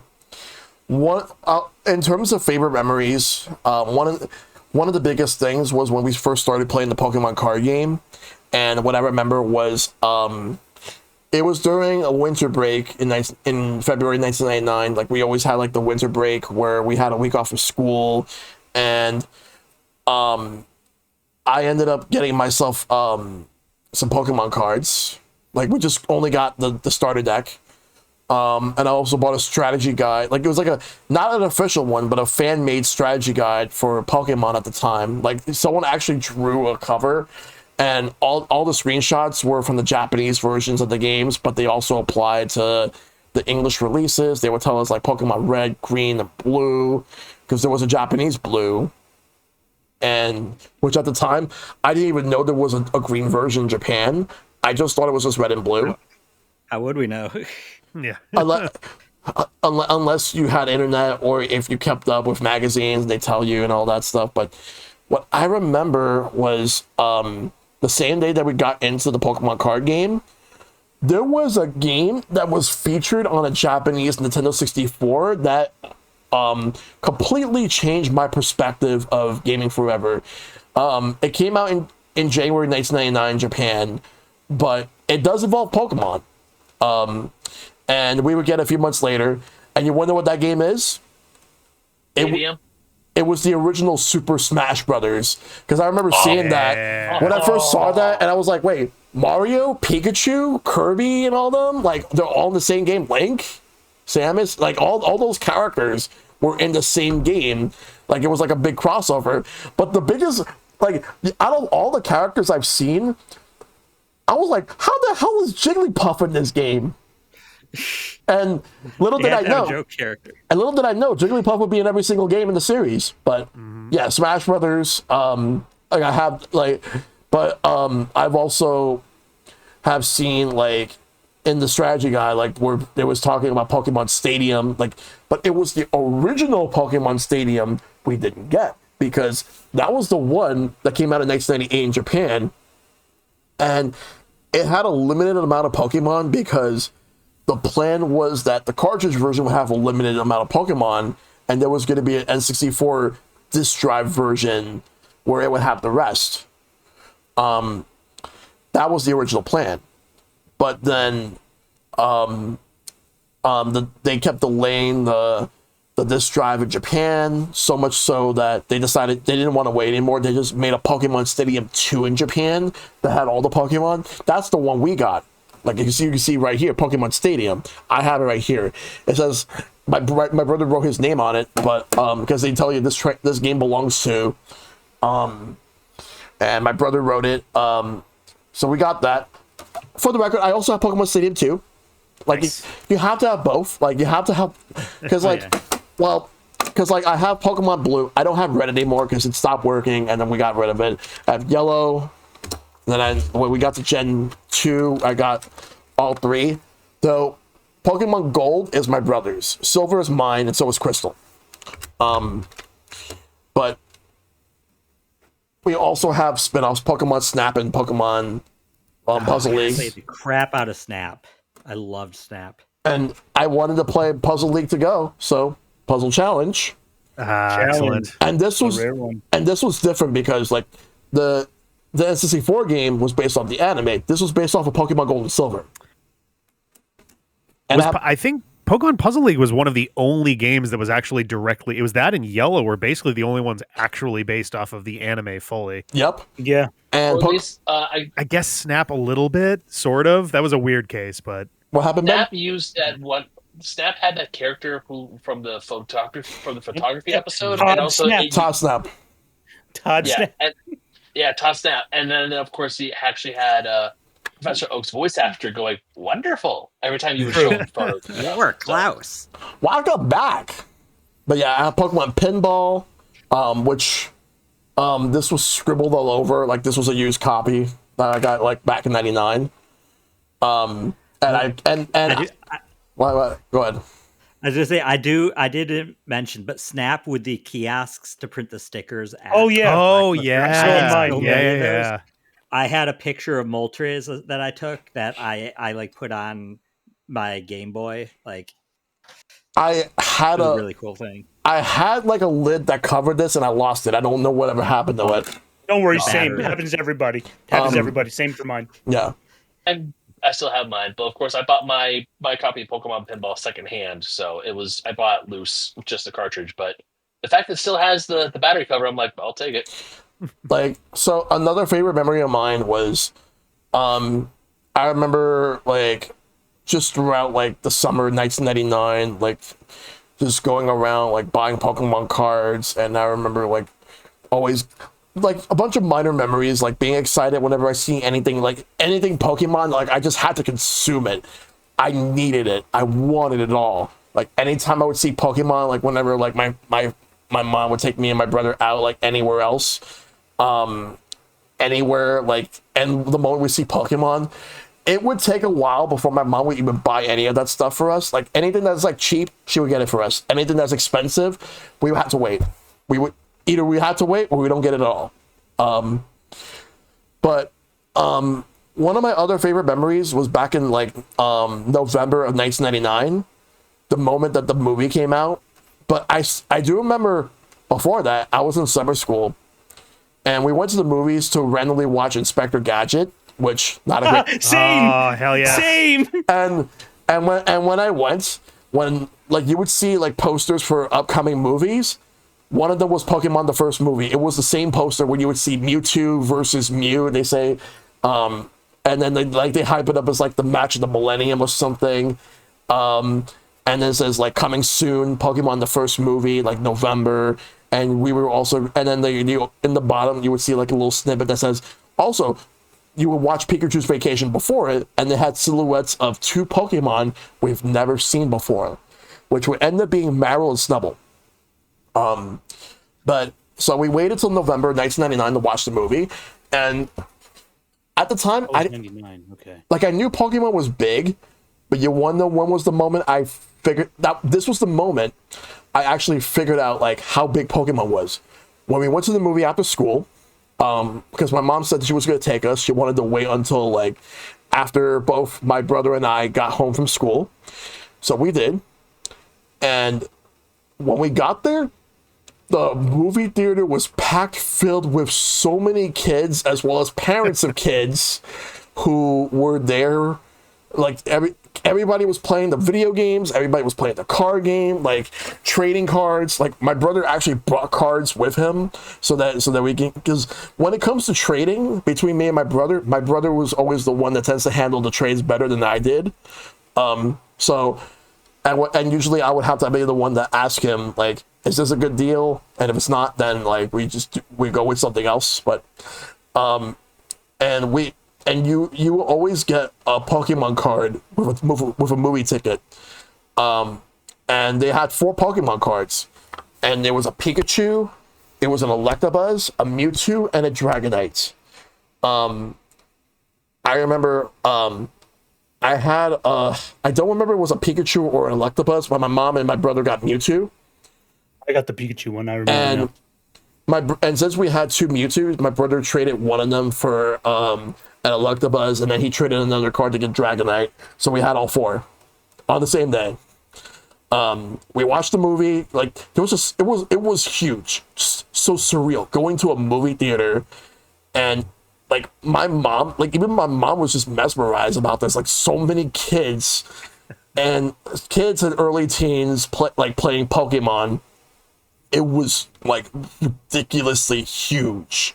Like I didn't think Pokemon was that big at the time, but and we watched the movie, we loved it, had a great time. The only thing about the movie I didn't like was the whole fighting is wrong speech, which they later forgot about because they lost their memories about it. Yeah. But other favorite memories watching, like there was like this there was like this shop at home. It's like Home Shopping Network or QVC. Like I've also seen QVC as well. Like they would have Pokemon cards. And then I remember like I posted a video in the podcast guest room where like there was this one guy who was a huge expert that was on the phone talking to the host because he was an expert on like sports cards, and he apparently knew a lot about the Pokemon cards back then. And they had like promo versions of all the Pokemon Gold and Silver starters with their evolutions. And like it was just funny how he was naming the Japanese names of these Pokemon, like calling Chikorita Chikolita. And I think it was Hinoashi, I believe, was Cyndaquil. I forgot what they called Totodile in Japan. But it was just hilarious hearing him name like those Pokemon names and like the Japanese names. And another favorite memory of mine was like not until a little bit later on, like in 2001, which I'll talk about like when the PokeMania was fizzling out. But late 2001 was when the Pokemon Center opened up in Rockefeller Center in New York City, and I went on the day after it opened. It was a Saturday because it was also the day the second day that it opened was also the first day that the Toys R Us in Times Square opened. They had Pokemon stuff too, because that was actually the moment where I first got to play Xbox and GameCube and PlayStation 2. Oh yeah, they had Melee. Yeah. Well, Melee was about to come out soon, but the GameCube did launch as well as the Xbox, and the Game Boy Advance was already out for a few months. But I remember going to the Pokemon Center, and at first they had N64s with Pokemon Stadium, because the N64 that they had was the Pikachu Pokemon N64s, and they would have Pokemon Stadium 1 and 2, and Hey You Pikachu being played. And I remember seeing those, like like a wall filled with all those like separate like Pokemon figurines. They had they had the Game Boy Advance. They had everything. Like the Game Boy Advance is going to go for a lot of money these days. So, and I remember going, and it's like, because at the time I was like, this is Pokemon heaven. That's what it was. It's like it was a paradise. Because at the time you didn't really see anything like it. Going to like a store dedicated to one piece of pop culture, and it was despite the fact that Pokemon was kind of like slowly slipping in terms of popularity around that time, it was still packed. People wanted to go, and then seeing like someone in a Pikachu costume, like all over, like that big fat Pikachu costume all over the place. They had a Pokedex. They had everything. It was huge, and I apologize for that random like fire truck just passing by. Not my problem. Didn't even hear it. Oh, you didn't hear it? Good. Yeah. Great. Must be getting old. All right. So next one, Matt, we're gonna start with you. What are your favorite Pokemon from Gen 1 and up to 5? It doesn't have to be a top 5, it's just 5 of your favorite Gen 1 Pokemon. Okay. Blastoise, Snorlax, if you can imagine.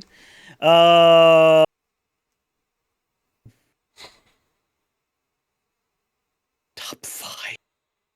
God, I can name like 8. Oh, I might cheat.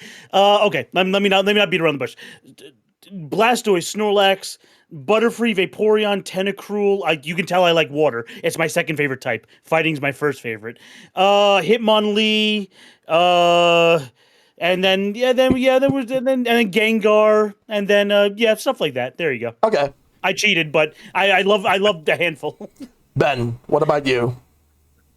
Well, Charizard. Charizard, Charmander, big, fair starter. Of course, Snorlax being my spirit Pokemon. Also, I love Lapras. I think Lapras is awesome.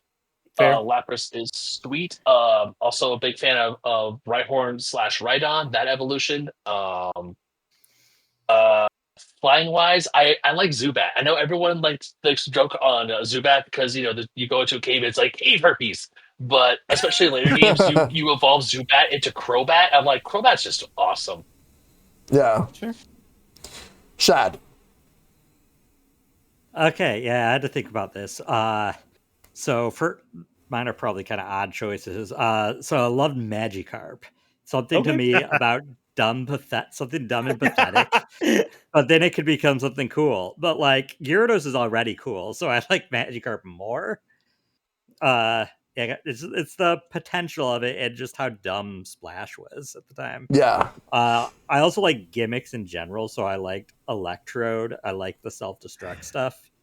We're not doing Gen 2, but like Pineco I loved. So like I love the like exploding crap. Bulbasaur, I really loved Bulbasaur, and part of it was because I had the walkthrough for the games because I just bought everything I could, and they said to pick Bulbasaur as your starter because it's the easiest one. So I was like, it's the best one then because it's the best against the first couple gym leaders. Yeah, easy equals best. I get you. Yeah, so that was kid mind. Kid me thought, oh, that just means Bulbasaur is the best starter. Okay, so I always pick Bulbasaur. Yep. So Wait, is that the pencil sharpener?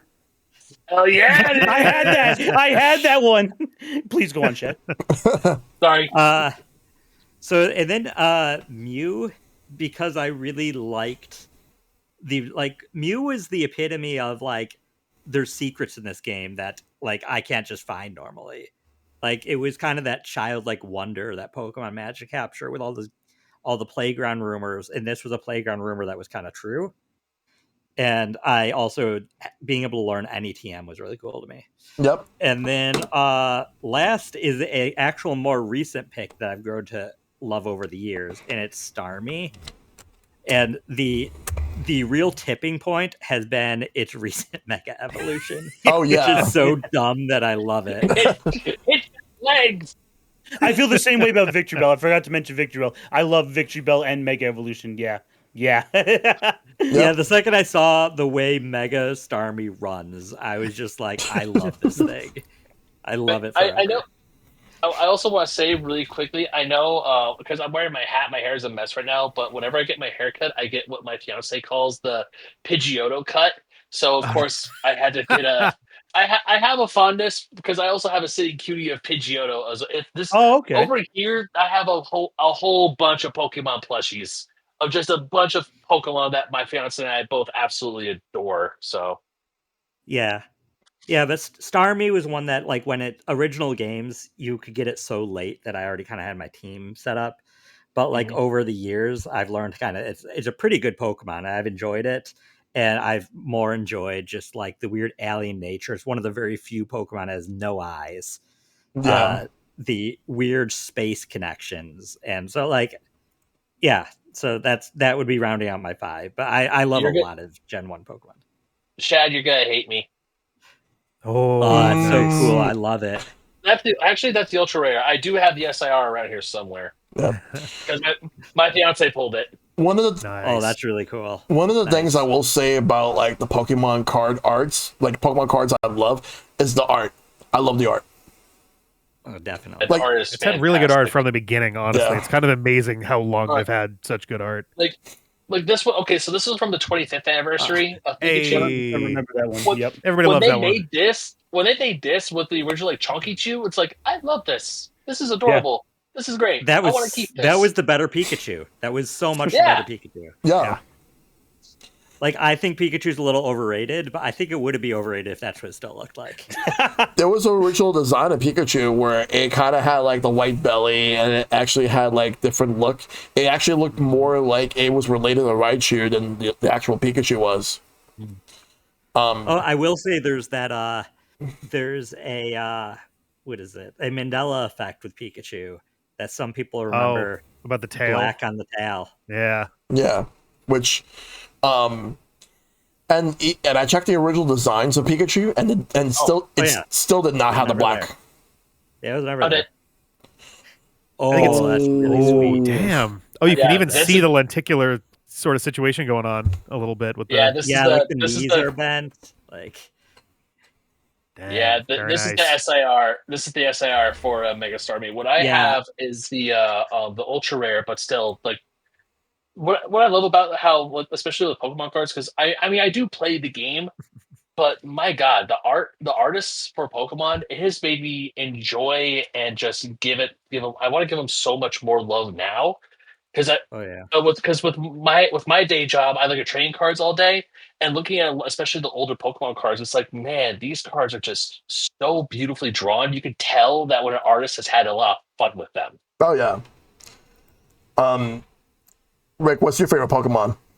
Oh boy, I will. So I'll give you the top 5 fast honorable mentions and then the number 1. So I would say for my number 5, I actually like Oddish a lot. I think it's just a simple and fun design, and I think it's just a cute ass Pokemon, and it's great. It sucks that it's just an Oddish, but Yeah. in terms of like viability, but I've never let that stop me on that.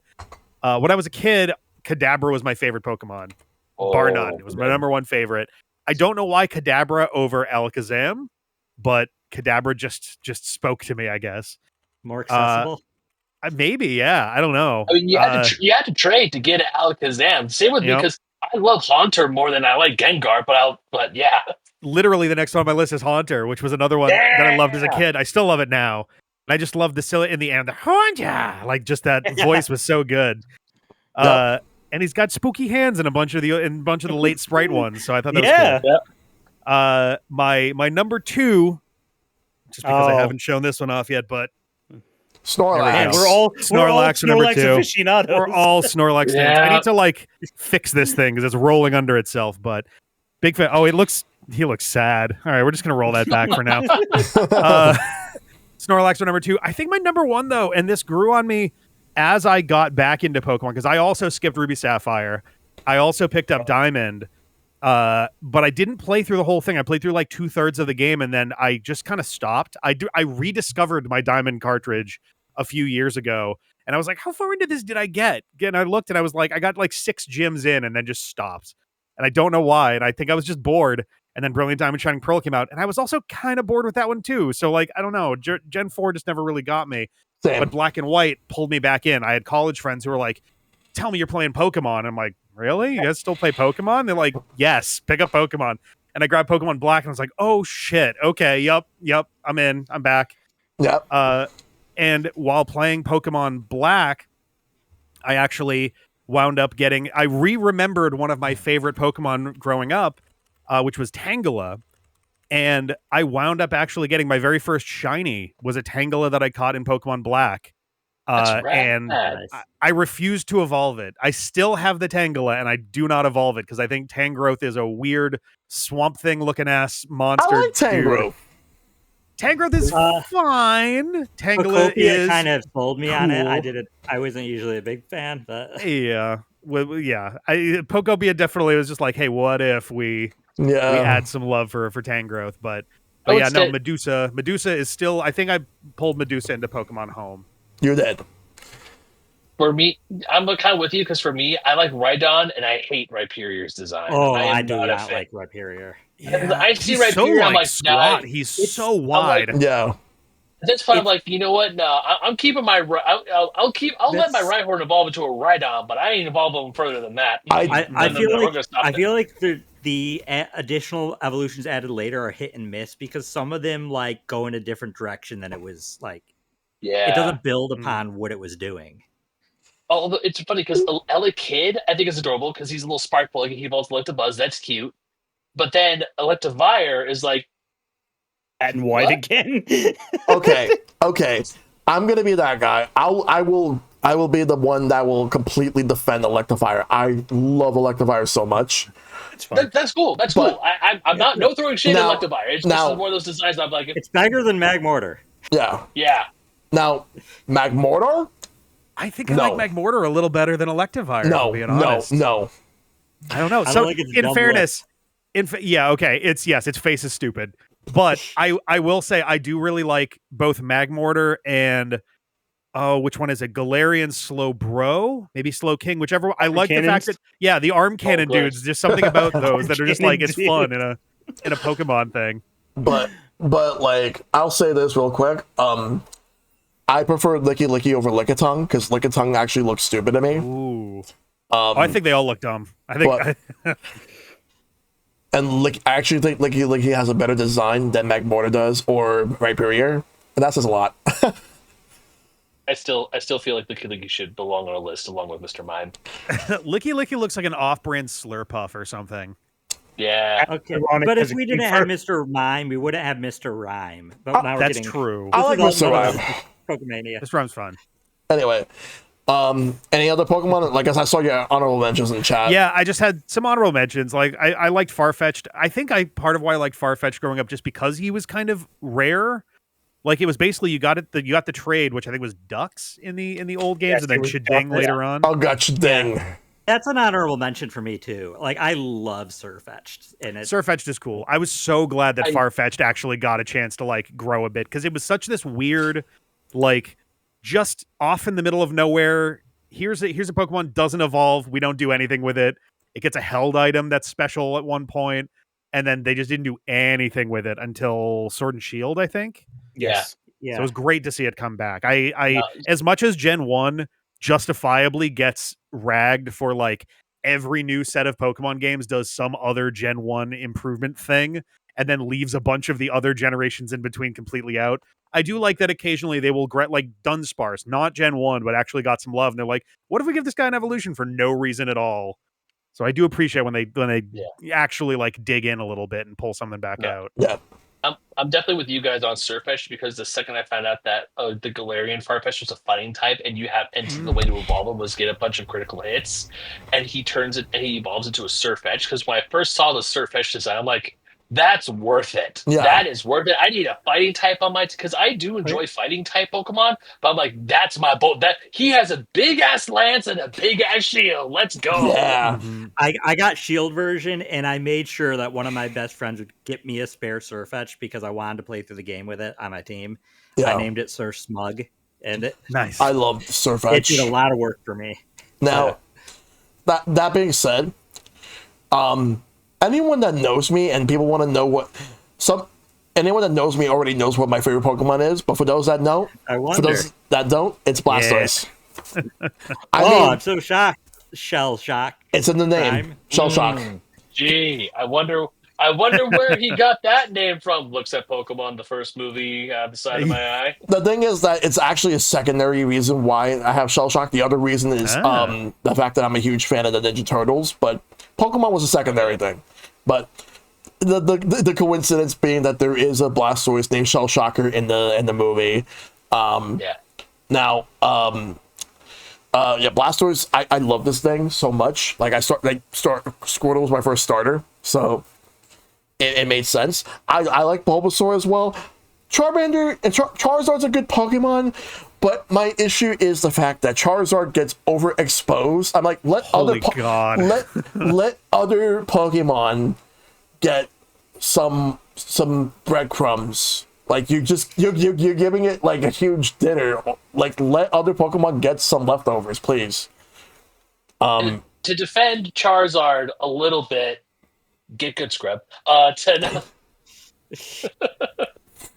feel like in the middle of creating mega evolutions, handing a whole shitload out to Gen 1 and like nobody else, and then giving Charizard a second one at the same time is like, let's just twist the screw a little bit more.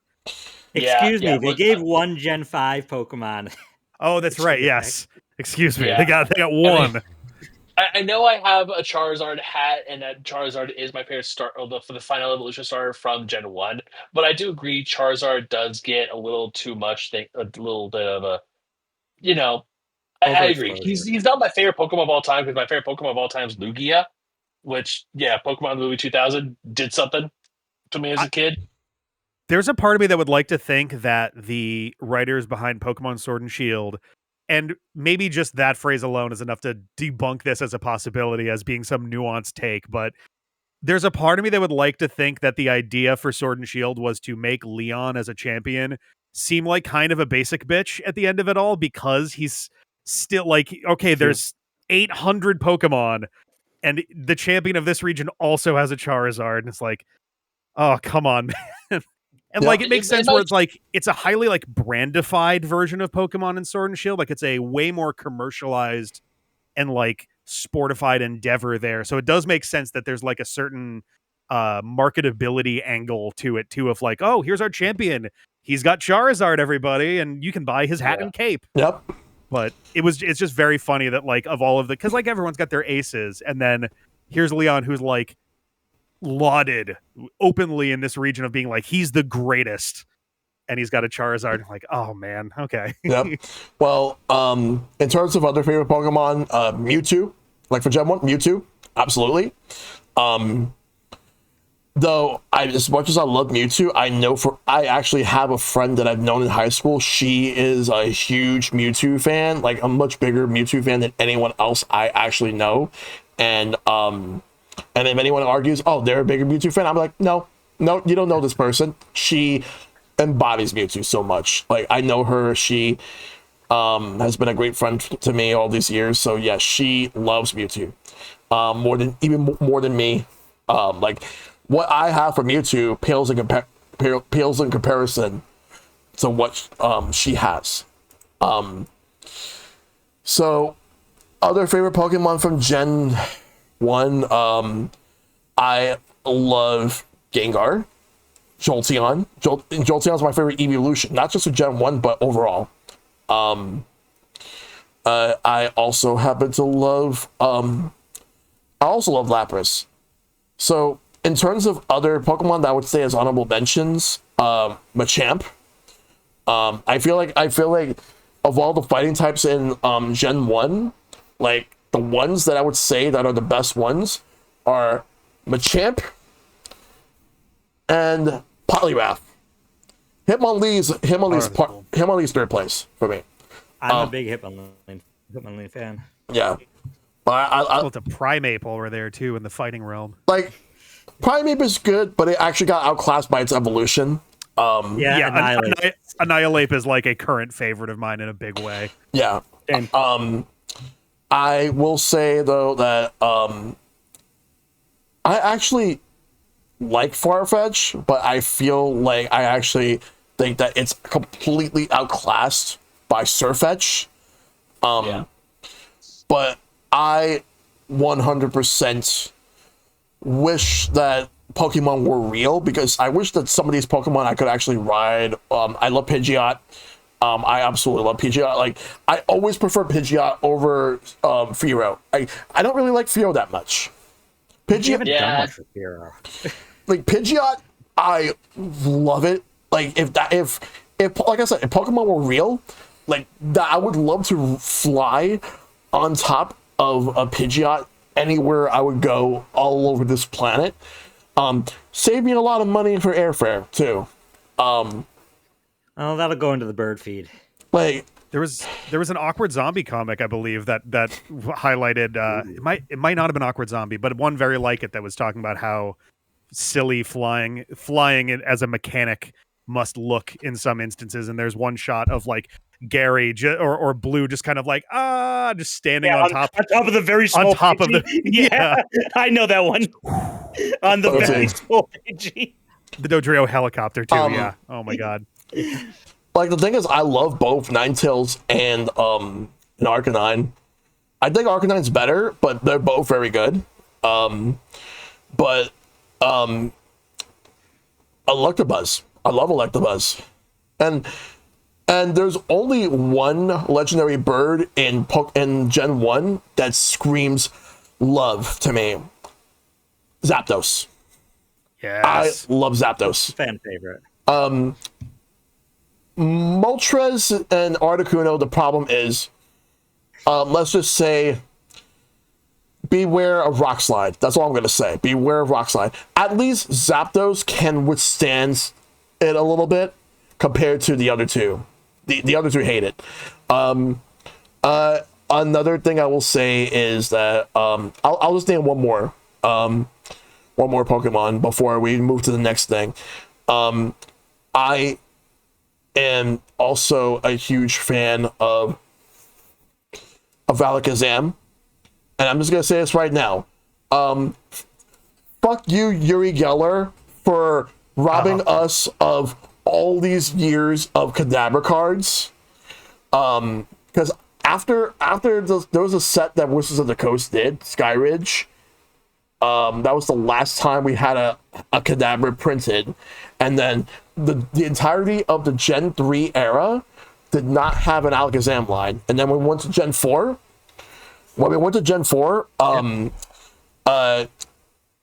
we ended Abra had up like a special evolution, I think, right? Abra could evolve directly into Alakazam. Yeah. yeah, that's the thing. Like, because Abra could have evolved directly to Alakazam, and then it took a long time until like we finally got Kadabra back in the card game. So, It's so interesting, that whole thing, because like I'm like 80% on the side of fuck Yuri Geller, but it's like it's sort of similar to Sega with Ken Penders, where it's sort of like everybody's kind of the bad guy all at once. Where like on the Pokemon side, at the very least, also on the Sonic side, I would say Ken Penders is like 80% in the wrong on that too, but that's its own whole thing. yeah, On the Pokemon side, it's Really, like that's Archie. That was Archie's fault. yeah, it was Archie's yes. fault. Oh, sorry. Yes. Yeah. Not Sega. Archie. Yes, you're totally right. Yeah, But yeah, on the Pokemon side, it's like, yeah, Yuri Geller, total sham, hack, fraud, whatever. But Pokemon did, to his credit, basically use like a direct reference to him to make fun of him as one of their characters. And I could understand being upset about that. And like, What? Because I have no idea who Yuri Geller is. I must be living under a rock. Oh, Is he that? so- Is he like that mentalist dude who does the thing with the spoon? bends and then yes, he got- Ben he Spoon. was the spoon bender from like the Oh. 80s, 90s. Yeah. So he got pissed off that Pokemon was essentially like they turned him into a Pokemon. Yeah. Pokemon Kadabra's Japanese name is named after Yuri Geller. Yes. Oh, That was kind of the basis of it. It was like, you Okay. just kind of straight up used my name and to make fun of me with a Pokemon. And he had And all of this like thing. a 20-year lawsuit. Yeah, it's a 20-year. It went on for so long. Yeah, it's- and like, could he and should he have let this shit go much sooner after the case? Like, yeah, probably. but like it's one of those where it's like, man, everybody sort of sucks on this. He sucks He, 80% more, and also he's a complete phony. So he's a I have Zionist a too. hard time feeling for him. Oh, okay, so fuck him completely. Never mind. Pokemon's fine. Yeah, no, he's a shitty. It's worse than worse. No, All right, cool. fuck All right, him. and we're done. All right, We're done. All right. Like, So like using somebody's name without the permission. Yeah, that's crappy. But like, he's not the bad guy there either. Yeah. yeah.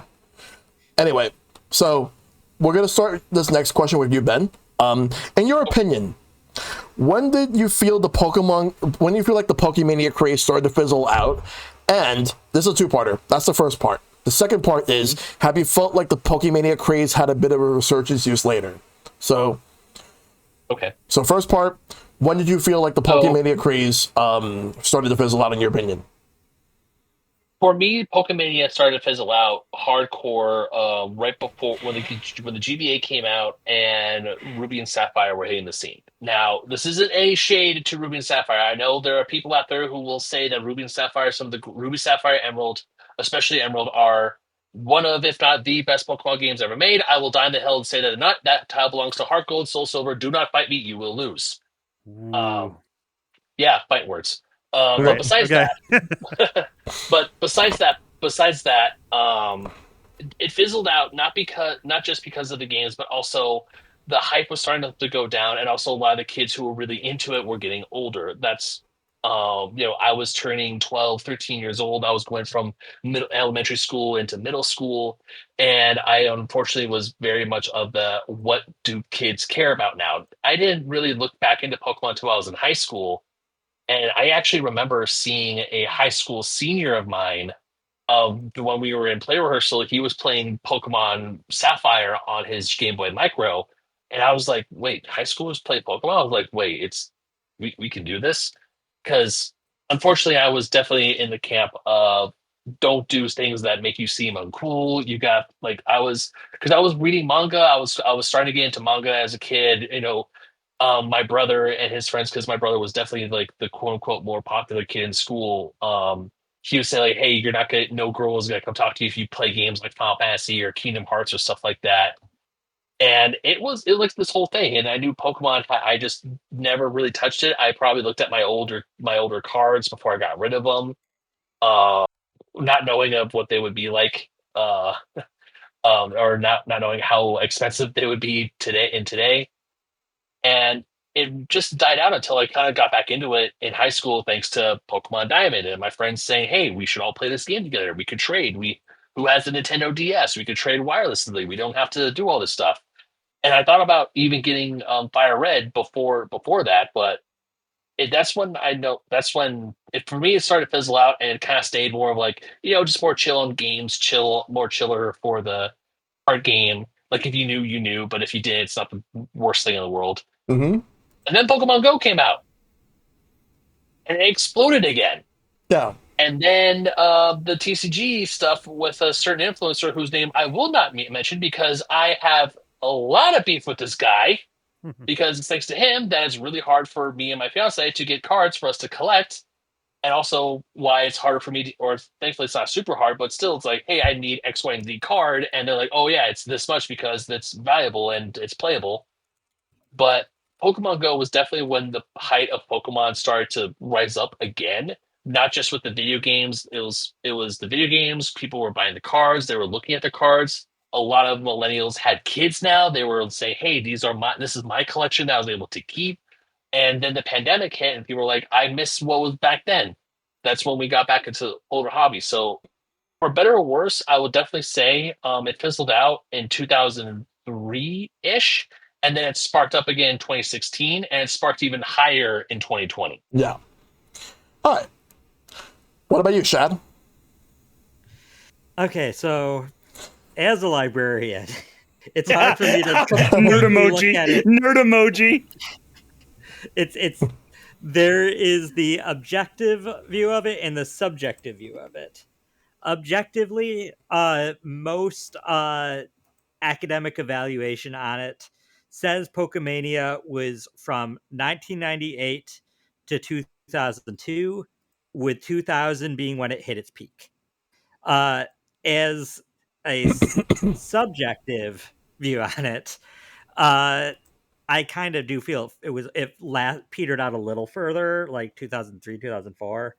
By the time that I was like started entering high school, it was kind of a little like, well, no, not even that. When I was like starting to go into middle school, or trying to right before I left middle school, it kind of died out a bit. And you kind of, if you're a Pokemon fan, at least from where I was in the world, you kind of didn't talk about it. I don't mean to interrupt, but one quick question: did you skip Ruby and Sapphire? No, I have not skipped a single generation. Because we're 0 for 2 so far on people skipping Ruby and Sapphire. Just asking, please continue. Yeah, I skipped it. I know. That's why you're part of the 2. Or else was my first time playing Gen 3. I did not skip any generation. I'm not a big Gen 3 fan, but that's fair. Fine, whatever. That's another story. I'm a big Gen 2 fan. Sprites were so weird in 3. Yeah. So I did kind of, I think it kind of didn't start to go up again until really Gen 6. Gen 5 deserved a lot more than it got, unfortunately. And Gen 6, I think bringing things into 3D kind of re-excited people. Yeah. But like the biggest peak since PokeMania definitely was Go. I don't think it hit anywhere as high as PokeMania was, and nothing ever will. Just because there is so much media now, and that was really when there wasn't quite the same influx of media, especially worldwide. Nope. So, but Go definitely did have this weird little peak where, like, for a month or so, the world was suddenly obsessed with Pokemon again. Everybody I knew who had zero interest in any games, period, were playing Pokemon Go. I was currently at grad school, and there was about a 2 to 3 minute walk from where I was staying was a Pokemon gym.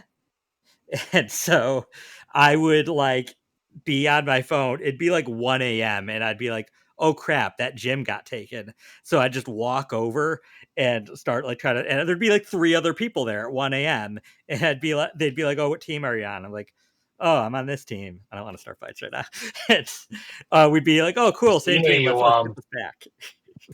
Actually locking eyes, like, yeah.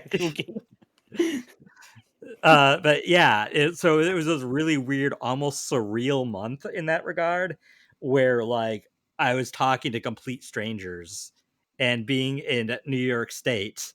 That doesn't happen much and be positive. So like, yeah. So like, yeah, it did hit a spike there, and it's still, I think, at a higher point than it was in like the mid 2000s to like late 2010s. Yeah. There was like this really low dip, and it's Pokemon Go. Like, my mom still plays Pokemon Go. She doesn't do games otherwise. Wow. And she'll just like talk to me and my sister and be like, what is this? How do you say this Pokemon's name? Or she'd be like, does this should I evolve this Pokemon? I'm like, why wouldn't you? Like, exactly. If you don't have it yet, like, I don't understand. But or she'll be like, why does this Pokemon look like? But yeah, so like people that don't even play games still play Pokemon Go. It's not as meteor high at this point, but yeah, we're still kind of at this. We've petered off, and I kind of feel like this is kind of just how Pokemon's going to be going forward, at least for a long time. That it's not going to be like the height of mainstream stuff, but it's not. It's going to still be the top grossing franchise. Exactly. What about you, Rick? Oh boy, so much to say. So I think so I would agree. You know, as far I can only go off of like what it felt like. It definitely felt like Pokemon was starting to slip around like 2002, 2003. Somewhere in the vicinity of like around Gen 3-ish, after Gen 2 had kind of come, and like it came and went. And there's a few reasons that it felt like that was happening. One, and this is sort of a parallel in some ways to Mega Man, from when Mega Man was like super, super popular. Well, or at least what seemed like super popular. If you actually look at the sales figures, Mega Man was like almost not even popular at all sales wise. It's kind of amazing.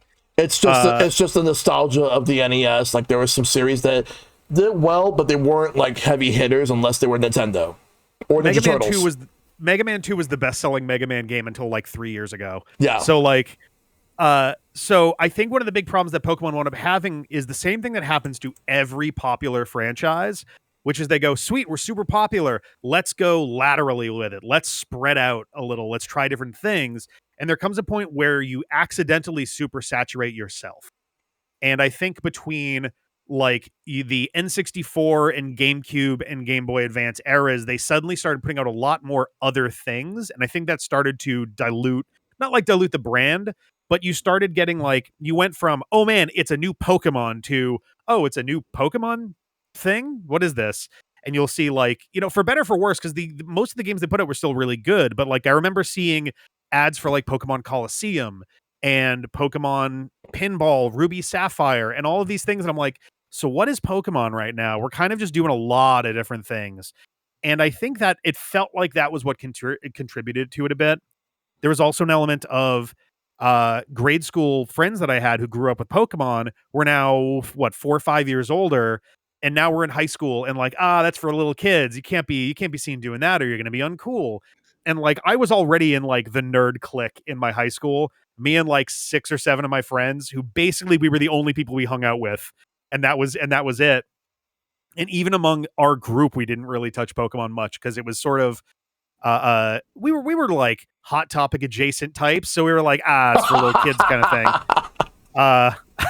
Well, that was me too. I was probably the least in that realm, but like all my friends were very much like in the goth or goth adjacent kind of like zone there. But like it just by the time I got to college, that was when Pokemon Black and White was happening. And I feel like that's where it started to pull itself back out.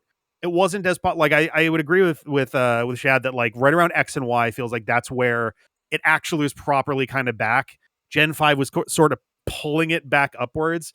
The other parallel to Mega Man, a really easy example is the Battle Network series, where you could always tell how good one of those games was by looking at the sales of the next game. You don't look at the sales of Battle Network 4 and go, whoa, Battle Network 4 is amazing. You go look at Battle Network 4 and go, oh, Battle Network 3 was really good. And people liked that and bought 4, because then the Battle Network 5 sales are atrocious. They're awful. Mm-hmm. And Battle Network 6 also did really badly despite being the best of the series. So Black and White seemed like that's where it kind of picked things up. And that one, while Heart Gold, Soul Silver, I would say is easily top 3, probably even number 2. I think Black and White still did it better ultimately. And that has more to do with the fact that they were going for what felt like a more fleshed out story. Not that Gold and Silver didn't have like a decent story. I think that the rival Silver added a lot to that wasn't there in Gen 1. Because in Gen 1, it's just like, here's a rival. He's kind of a dickhead. You'll see him a couple times and that's it. But in this one, Silver was like the one rival with like a character arc. Yeah, he actually does grow. Like you actually like, and your interactions with him do kind of help him figure some of that out. Not to mention you get the bonus stuff, and I think Heart Gold Soul Silver, where you get to find out who Silver is, because you really don't find that out in the original games. And it's like, oh, okay, there's some connections here. There's more like tendons between, but so I like Black and White the best. I think they're the best of the games just because they do have they kind of reset the formula in some ways by making it, until you beat the game, entirely new Pokemon. We're starting completely from scratch. You have to start all the way over, and we've built these Pokemon with this in mind, as opposed to like Gen 1 and 2 and even 3 had so much growing in terms of like what the next generation was going to have, that some of the older Pokemon like weren't quite built for that. And Tendon's nice. Yep. But so yeah, Black and White I think was just kind of the best of that, and I think that helped pull it out. And then by the time X and Y came around, here's a game with Pokemon in 3D and stuff, like everyone was like, holy shit, this looks amazing compared to what we remembered from the little 2 times blown up sprites and stuff from when we were kids. But I would say that like, yeah, I would agree that Pokemon Go is the closest that we will ever come to a second Pokemania, and it's not as big as the original, but I would say it was honestly pretty goddamn close, in the sense that like, so 10 years ago, I was working for I will not name them, but a popular sports betting company. Yeah, John Sports, I got you. Yeah, John Sports. John Sports. And literally, so these were I mean, it was still nerds. It was still a website and app and all of this stuff. So it was a bunch of techie people. But like, I would go to work and the broiest dudes would be walking up to me and like, dude, did you catch the Bellsprout that was down the street this morning? I'm like, wait, what? There was and it's just like these absolute meathead type dudes that are like obsessing over Pokemon. I'm like, this feels kind of familiar. Okay. And like me and my friends John and Ben, when we were living together, like we would literally take day trips on weekends. We never went for walks and stuff. And we'd be like, let's go down to the park, let's catch some Pokemon, maybe we'll meet some folks and say hey. Like we never did that. So, and everyone was doing it. It was that one summer was like that one little bright spot for it. And like it's been kind of coasting a bit since. Like it feels like you've thrown the paper airplane and now it's just kind of like, all right, let's see how far we can take this. Yep. In some ways, it feels like Pokemon, I wouldn't say they're in a low point right now, but they're in a lower point than they were over the past 10 years. They've slowly glided down. They've had their ups and downs a little bit, but like the Pokemon Winds and Waves announcements, if we had something like that 8 years ago, I think it would have been like, holy fuck, colossal type announcement. And not to say that it wasn't a big thing, because it's a new generation of Pokemon and we've only had 9 of those before. And this is a big anniversary one and all of that. But like, you can definitely sort of get a sense of even just like social media. I think during the era of like Sun and Moon in particular, they kind of helped shoot themselves in the foot by like Pokemon themselves overplayed the marketing side of things. They couldn't have. I don't think there was anything left in the game to discover. Yeah. That they didn't mention Kind of themselves. was, but you're correct. They did over reveal Sun and Moon Pokemon, but there were a few secrets. But yes, you're correct. But so I like it feels like they're kind of. It feels like we're kind of in a like. I would actually say like black and white era, kind of maybe X and Y-ish. Like it still does fine. Pokemon is popular. It's more popular in the mainstream than it's been even still for a while. But like. I feel it's kind of flattened out at this point in time. It's not really going up or down at this point. I think it's kind of like found an equilibrium for itself. Yeah. Some of that also probably has to do with competition. Like for better or for worse, Pal World obviously took kind of a chunk out of just the vibe of Pokemon with folks. I mean, and I kind of think in the long term it actually benefited Pokemon now. Probably did. But now Pal World is like they're doing some other thing soon, I guess. I don't know the details on that. And like I'm interested in evidently not as much as I thought I was. Amino? I'm trying to remember. Amino, that one correct. That one looks fun. I backed Tinymon on Kickstarter. Like there's some interesting like clones and similar concepts and stuff that are out there. And I think that's also people expressing their love of classic Pokemon, whether they're intending to or not. We're in a big nostalgic period. It's been 30 years. And the kids that grew up playing Pokemon are now in their 30s and 40s and are in a position where they can actually like make these projects happen and lead whole teams and like, or do it themselves. Yeah. Like, so yeah, I would agree. I think we're in kind of a, we've figured out where like the stasis zone for Pokemon is of like, here's the comfortable spot where it likes to hang out and everything that kind of spirals off. Like Pokopia, it kind of jumped up a little. Yeah. Yes. Sometimes a big hyped like Pal World, so I think it'll dip down a little. But ironically, the Legends games feel like they've done more for Pokemon than the core series for the last couple gens. Oh, definitely. Like, Sword and Shield, I felt were a huge mess.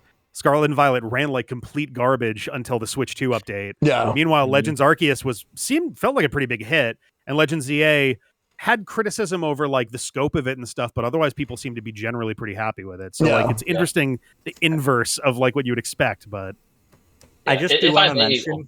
Oh, go first.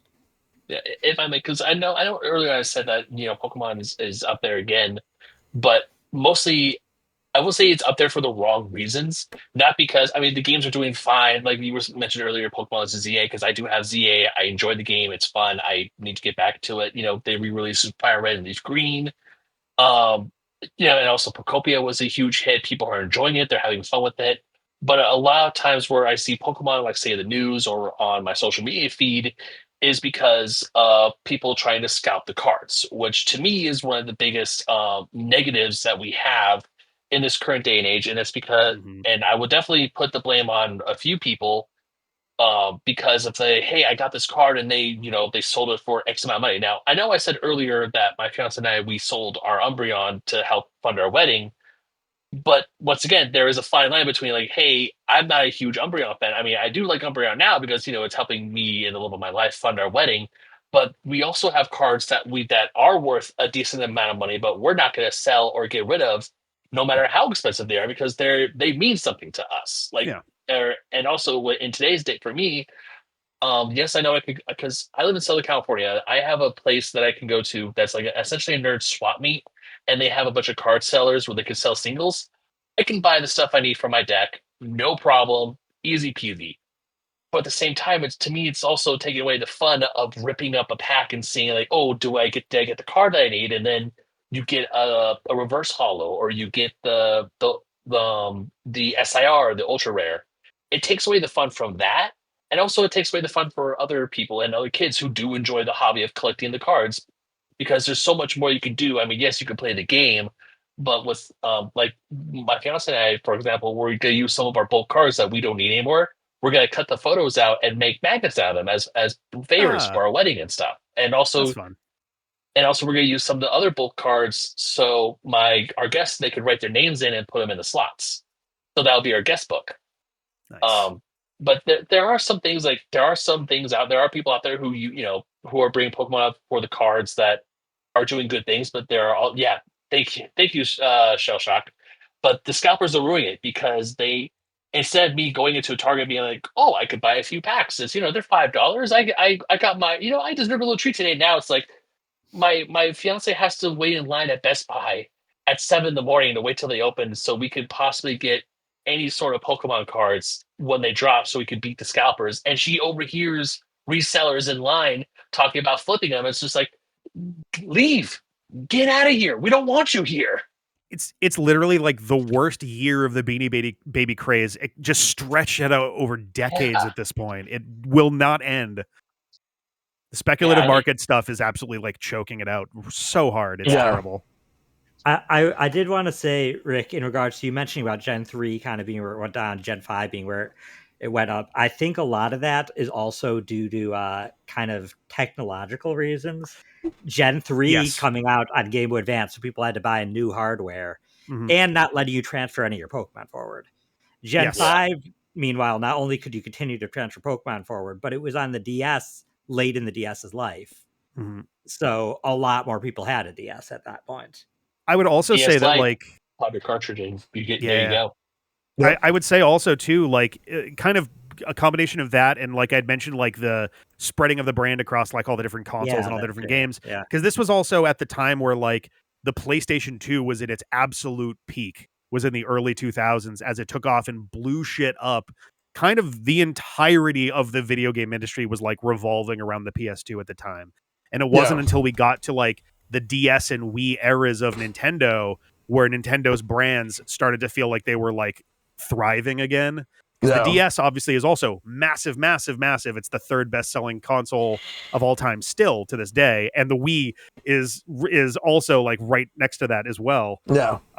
So like, I feel like some of it is just, there's a certain amount of, and especially because at the time, video games were still kind of struggling to be seen as a mainstream thing. Despite these sales numbers, like Pokemon was everywhere, but being a nerd and playing video games and doing fantasy stuff was still kind of not cool in the like the grunge era and all of that. So like it took until we got further, like till the mid to late 2000s, where that started to like soften a little bit. And it wasn't like who's playing PlayStation, who's playing Final Fantasy like 7, who's playing Call of Duty, whatever. Like it started to like broaden out and it became more mainstream. And I think that helped a lot. Yeah. And also like PokeMania being so sudden and so huge kind of built this huge bubble that couldn't sustain itself. It was going to pop at some point. Maybe it could have lasted a couple of years if they made different choices, but like it was kind of inevitable that was going to have a sudden plunge. Like, and the market just can't have that. Like there's sort of the contrarian side too, where like people will dislike something just because it's popular. Like, and you see that in smaller and smaller bits and pieces throughout all of stuff. Like I didn't play Undertale for years because the fan base drove me fucking batshit and I didn't want to be anywhere near it. And then I played Undertale and I was like, oh, I get it. I get it now. This game is I see why people are into this so hard. There's so a like reason to obsess over it, but the people, some people go too far. Yeah. And so like Pokemon having taken over for like 3 solid years, like it was on the news constantly. Like Neil Cicerega has one of his songs from one of his Mouth albums that is just about the Pokemon craze, essentially as this like distilled like microcosm thing of news reports. And you had I've forgotten his name. I think he's dead now. A politician, Herman Cain. Yeah, had his whole thing about Pokemon and all of that. And it's like it was inescapable. So you kind of understand why a few years later, especially in like the prime like high school college kind of demographic of video gamers, there was just this kind of like, just be done with it, get it away from me, I'm tired of this kind of thing. And then a few years later, people start to get that nostalgia again, being like, oh, I did play that when I was a kid, I wonder what they're up to. And you pick it up again and people just kind of like, oh yeah, this is fine. Yep.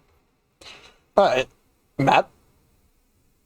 Alrighty. So it's interesting. I'm glad both Rick and Shad went before me, because it's funny. I'm going to mention correlative sales figures and dude bros, or aka people you wouldn't expect playing Pokemon. Don't judge a book by its cover, etc. Stuff like that. So it's funny. I'm actually glad I went last for this one. So to begin, all right. So yeah, look, it's been said, circa 2003, it started to wane pretty big. It started to wane. I was in the group where I had a big group of 8 friends, and we didn't stop playing. So I'm from the perspective where we didn't stop playing. We still enjoyed all the games. We all got Ruby and Sapphires, etc. And we all oh, check out the big blue whale guy, and we all had fun, and we all Swampert and this and that. Yeah, but we did realize we weren't idiots. We did realize that it was waning, because we were the only ones carrying around our Game Boy Advance, and this was 6th, 7th, and 8th grade. Jokes aside, but it was 6th, 7th, 8th grade, because I was in 6th grade in 2003.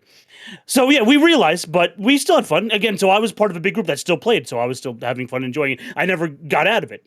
But then Diamond and Pearl came out, and the DS selling gangbusters was very helpful, and Pokemon picking up a little back then. But yeah, I fully realized Pokemon was back during Black and White. Now, of course, X and Y sold more gangbusters than Black and White, fair, but I realized it was back because Black and White came out, funnily enough, right when the 3DS came out in America, and everyone was using their 3DSs to play a DS1 game or a DS normal game.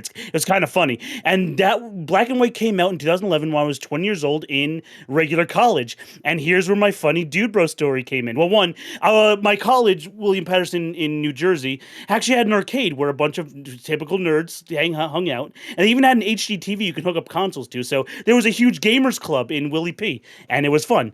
And of course, said gamers club, we were playing on our 3DSs to play Pokemon Black and White 1. Even our fun friend, his name was Manny. He was a dude bro tough Spanish guy. He had scars on his arm. He smoked at 20 years old. And again, we didn't ostracize him or hate him or think less of him. But it was funny to see a dude bro like that playing Pokemon Black and White. And even more funny, I remember this story this day. He chose the girl avatar. Now I'm not making fun of him for choosing the girl avatar. I love anime girls, but he chose the girl avatar too. I was like, yo, Manny, you chose the girl avatar? He's like, yeah, man. I like her S. Because Hilda bends over when she throws the Pokeball. I'll never forget that. Yeah, man, I like her S. I was dying in good laughter with friends. I'm like, yo, Pokemon's back. We're having fun. We're shitting around again. So then, yes, it upwards ticks. X and Y sells gangbusters. And Pokemon Go, of course. I don't hate Pokemon Go. I just never got into it. Something about me and mobile games don't click. It's a me thing. It's not them. They could say the cliched breakup line. It's not me. It's them. I'm sorry. It's not them. It's me. I don't play Fire Emblem Heroes. I'm a huge Fire Emblem fan. Something about mobile games just doesn't click with me. Probably because I'm a New Jerseyan and we drive everywhere, so we can't use our phones while driving. And even when I get out and do business after leaving my car or traveling somewhere, I'll just do my business. I don't play on phones much. That's all. But I still play Pokemon Go for a little bit. I was part of Team Mystic because Team Blue, and One of the good memories I had was me and my mom carpooled at the time because I had a job, she had a job, but I didn't have a car, so we shared the car. I drove her to work, went to my job, etc., picked her up from her work, and up in her work, there was a little park area, and I remember people, of course, had their phones up playing Pokemon Go, and there were people, and one person was like, "Yo, a Snorlax in the park nearby," and we were like pog champing, and we were like, "Okay," and so I literally, my mom wasn't out from work yet, I still had 8 minutes to spare, and we ran over to the park and caught Snorlax, just random strangers running into the park throwing Pokeballs. Yep. And there we go. That's a good Pokemon Go memory. But again, I didn't stick on Pokemon Go for long. Not any fault of the game. I just didn't stick on it long. But I'll give Gen 7 a lot of credit though. This is where I bring up the sales numbers. Gen 7 is when I truly knew we were back, like back after 3 times over. Because Gen 7 in my friend group, which again I'm still a part of, we're still playing Pokemon all the way up through all the gens, never falling off. It was because again, like Rick said, they revealed a lot of Pokemons, and now admittingly, not being a bad person, we did dive into a little bit of leaks, or I think the full Pokedex was leaked at some point, like a week and a half before. Yeah, a week before the game released. And I remember we went to the diner just chilling, like, you know, as mid 20 years old dude, because I was 25 when Sun and Moon came out. We were chilling at the diner and we were discussing leaks, and it just hit me. I'm like, bro, we're still in our 20s enjoying Pokemon, discussing leaks. We're getting ready for Gen 7. So again, me and my buddies were smiling all throughout the gens, just never dropping it. And that's how I knew that Pokemon was just here to stay, etc. And this is where I mentioned the sales numbers. Odd numbers gens, and we mentioned this before with Shad and the technology aspect. Odd numbers gens always sell less than their even number gens, into a few exceptions. Gen 1, obviously, and funny enough, Gen 9. I think Gen 9 is now the second highest selling generation, or maybe it surpassed original Red and Blue at this point. So it's close. In a sense, in video games, I know video games aren't all Pokemon. I just focus on video games because I never really explained my trading card phase much, but I collected the cards. I never actually learned how to play. I'm probably the only one of the 5 here who doesn't actually know how to play the card game, like straight up period. I've heard it's easy for multiple people, but that's cool. But I never just got around to playing. I just collected the cards for fun. I stopped after a few years. But as someone from the game side, like, yeah, sales numbers were back, and I got to give Gen 7 a lot of credit as far as the correlation between odd number gens selling and even number gens. Gen 7 like overperformed. Gen 7 came so close to outselling Gen 6. Sun and Moon came so close to outselling X and Y. It was like a few thousand short. That never happens. Gen 5 is wedged in between 4 and 6 of downward selling, and Gen 3 is wedged downward between like 2 and 4, gangbuster selling. Gen 7 came so fucking close. I wish we lived in the transitive like time period where that did happen. But then again, Gen 8 sold gangbusters, then Gen 9 sold even more gangbusters. So the video games are on an upward trajectory. Yep. So that's cool. It's so fascinating too, because I feel like and this is fully vibes and probably 100% wrong, but it felt to me like in the middle of Gen 7, because I like Sun and Moon a lot. I think that the beginning takes forever to get started, but like otherwise I like Sun and Moon quite a bit. And I remember feeling, and this happens so rarely to me, like the only other time I could think of it really happening was Sonic 06, which was like the first time I felt like low-key a bit betrayed by a franchise. Was we were actively playing Sun and Moon on the channel. It was one of our padlocks at the time. And in the middle of playing this game, they announced Ultra Sun and Ultra Moon. And we're like, fair. Yeah. Okay, so is this it must be like a sequel like Black and White 2, right? Yeah. And then we look and like, no, it's the same game. Yeah. Wait, what's happening? And it was so strange that a year after they put out Sun and Moon, they put out just a like 10% different version of game, Sun and Moon. It's like, what are we doing? Wait a minute. I want to say not only that, but it's one of probably the only example I could think of where I think it was a worse version, mainly story wise. Yeah, it is actually. Something to do like Lusamine is I just didn't want to play it. Character assassination on what the arc was building. The game's better, but yeah, the story's worse. It's an interesting. I'll reword it that it's the first case where it's not better in every way. Yeah, exactly. Yeah. I will say I did not. Go ahead. I'm so glad I did not pull the trigger on Ultra Sun, Ultra Moon, because I still have my Sun version, but I haven't really played it. You sound just like my friend Maple. Well, you wouldn't believe who convinced him to play Sun and Moon. Now it's one of his favorite generations. Surely Maple's not in the chat right now. Hey, there's another you here. Speak up in the chat. I convinced you 7 years ago to play that game. Besides me skipping Gen 3, because I did go back to it with Omega Ruby and Alpha Sapphire. I have Omega Ruby.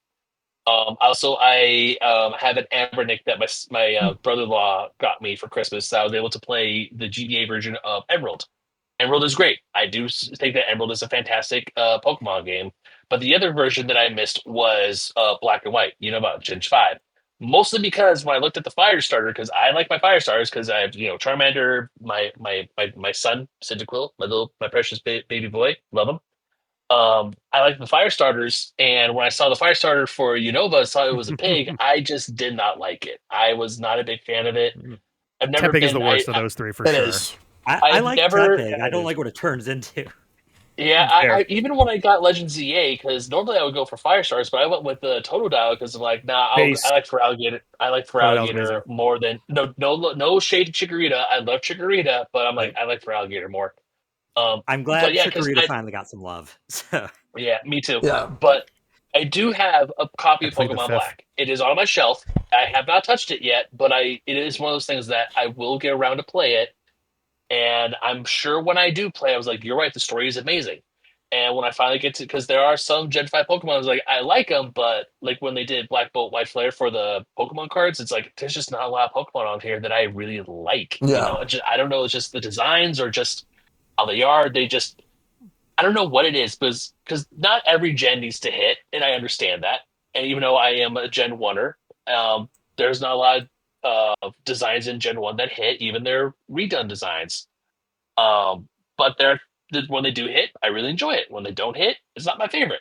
So Gen 5 was definitely like in the era where the designs of Pokemon were kind of not necessarily at their weakest, but it was a lull for the actual Pokemon designs. And to make I think matters it was worse, pretty hit and miss. Some were really great Yeah. that gen, but some were very generic. High highs, low lows. They were possibly not. basically Gen 1 Pokemon, but again. I was going to say possibly not helping things is the fact that the Unova Dex is essentially the Kanto Dex again. Like it's the most obvious parallels from Gen 1 to Gen 5. Like Yeah. nearly every Pokemon is directly related in some way to a design choice from Gen 1. Some are done very interestingly. I think some of them, like I think the Blitzel Zebstrika, pair compared with I guess they would match it most with like Ponyta Rapidash is kind of an Yeah. interesting choice, and like there's some cool stuff But there. then you pair up something like Grimer Muck, like Sock and Throw or something. like Grimer Muck with like Trubbish and Garbodor. Garbage and Garbodor, yeah. I was just thinking I of like- Alomomola too. Go figure, Chet. Yeah, Alomomola, who really, it's crazy that Love Disc and Alomomola aren't related at all. They Yeah, I seem know. so obvious. I will go to bat for Trubbish and Garbodor. I like them both. I think they're kind of cute in their weirdness. I will say they're That's funny fair. only because I've been to the Pokemon Sweets Cafe in Sunshine City, Japan, where they have an actual Garbodor as a wastebasket. Where when Nice. you're done eating your sweets, You you can throw put it it in. You could put your and also for those who have been in Japan, know this: garbage cans anywhere are really hard to come by. So Yeah. the fact that they have one dressed up like a Garbodor. Like when we were walking up to go to the Pokemon Center at Mega Tokyo, and we saw that whole level has the Sweets Cafe, a Pokemon Go area, the Pokemon Center. There's Pokemon statues all over the place.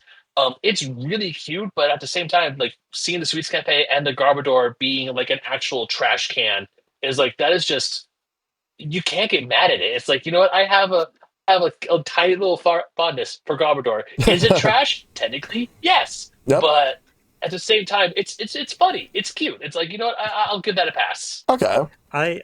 I might be a little harsh with it. I was kind of indifferent to Garbodor for the most part until Gen 8, when it ended up being the only one to get a Gigantamax that wasn't a Gen 1 or a Gen 8 Pokemon. Mhm. And I was a little salty about that. Yeah. But Anything else you want to I add? would Matt? be- Oh, sorry. Oh. Did Oh, I you- was just gonna. I'm good. I'm good. I was just going to add on to the tail end of like the discussion of like sales figures and stuff.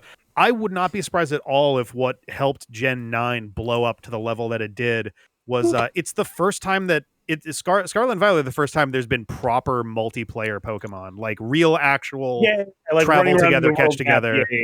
They took down Yeah. a lot of the barriers that were previously there in Pokemon. And like I had one of my streams for my Violet series was me like syncing up with some friends of mine who played Scarlet almost exclusively and just hanging out, catching each other's like cross game stuff. It was so easy. It was great to be able to just be like, oh, let's just like, and you've got 4 people on your Corridon, Miraidon flying around, and it was great. So I wouldn't be surprised at all if that was a big part of why those numbers got as good as they did. Yeah. Yeah, I remember opening weekend. I played it online with a friend, and I remember going to their world, waving, and my arm instantly breaking and going a weird way. Oh, yes. Say that. Those early glitches were bad.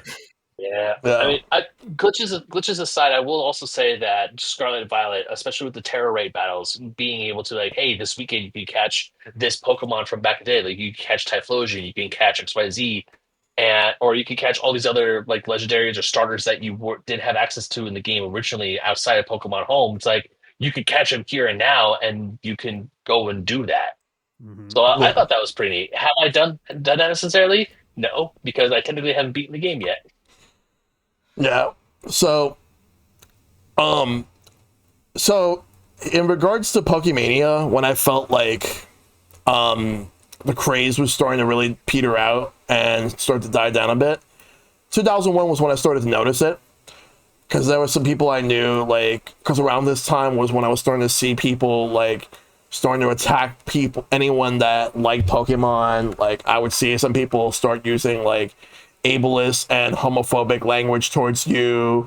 And they, and like, it would go to the point where, I remember seeing, like, people have said so many nasty things for just liking Pokemon, or even Nintendo as a whole, for that matter, back in those days, like during the like late N64 going into the GameCube era, it carried over to Pokemon. And I've seen like way too much like hate and vitriol towards it at that time. Like there are people who look back on it fondly because that's their experiences, but there's also a lot of experiences that people like haven't really got a chance to speak up about. And there are people who get dismissed saying, oh, that never happened. Yes, it did. It's just that this is my perspective. I lived it. I know what happened. But I've been seeing people lose interest. It's fine to lose interest. Don't attack people over if they still like Pokemon. And the same thing is also for those who don't want to get into Pokemon anymore. Don't pressure them to come back in. That's only going to make them not want to get back in even more. But 2001 was when I started to notice it, but around 2002, it was cemented, all because there was another series that happened to start getting popular around this time that completely stole Pokemon's thunder, and that series is Yu-Gi-Oh! Yu-Gi-Oh! Came in and took everything over, because by then, the Pokemon anime was getting really, really stale. I felt like it started to get stale around Johto League Champions. But it didn't really get stale until like when we got to the Advanced Generation, and I stopped watching completely in the second season of the Advanced Generation, which was, I believe, was called Advanced Challenge.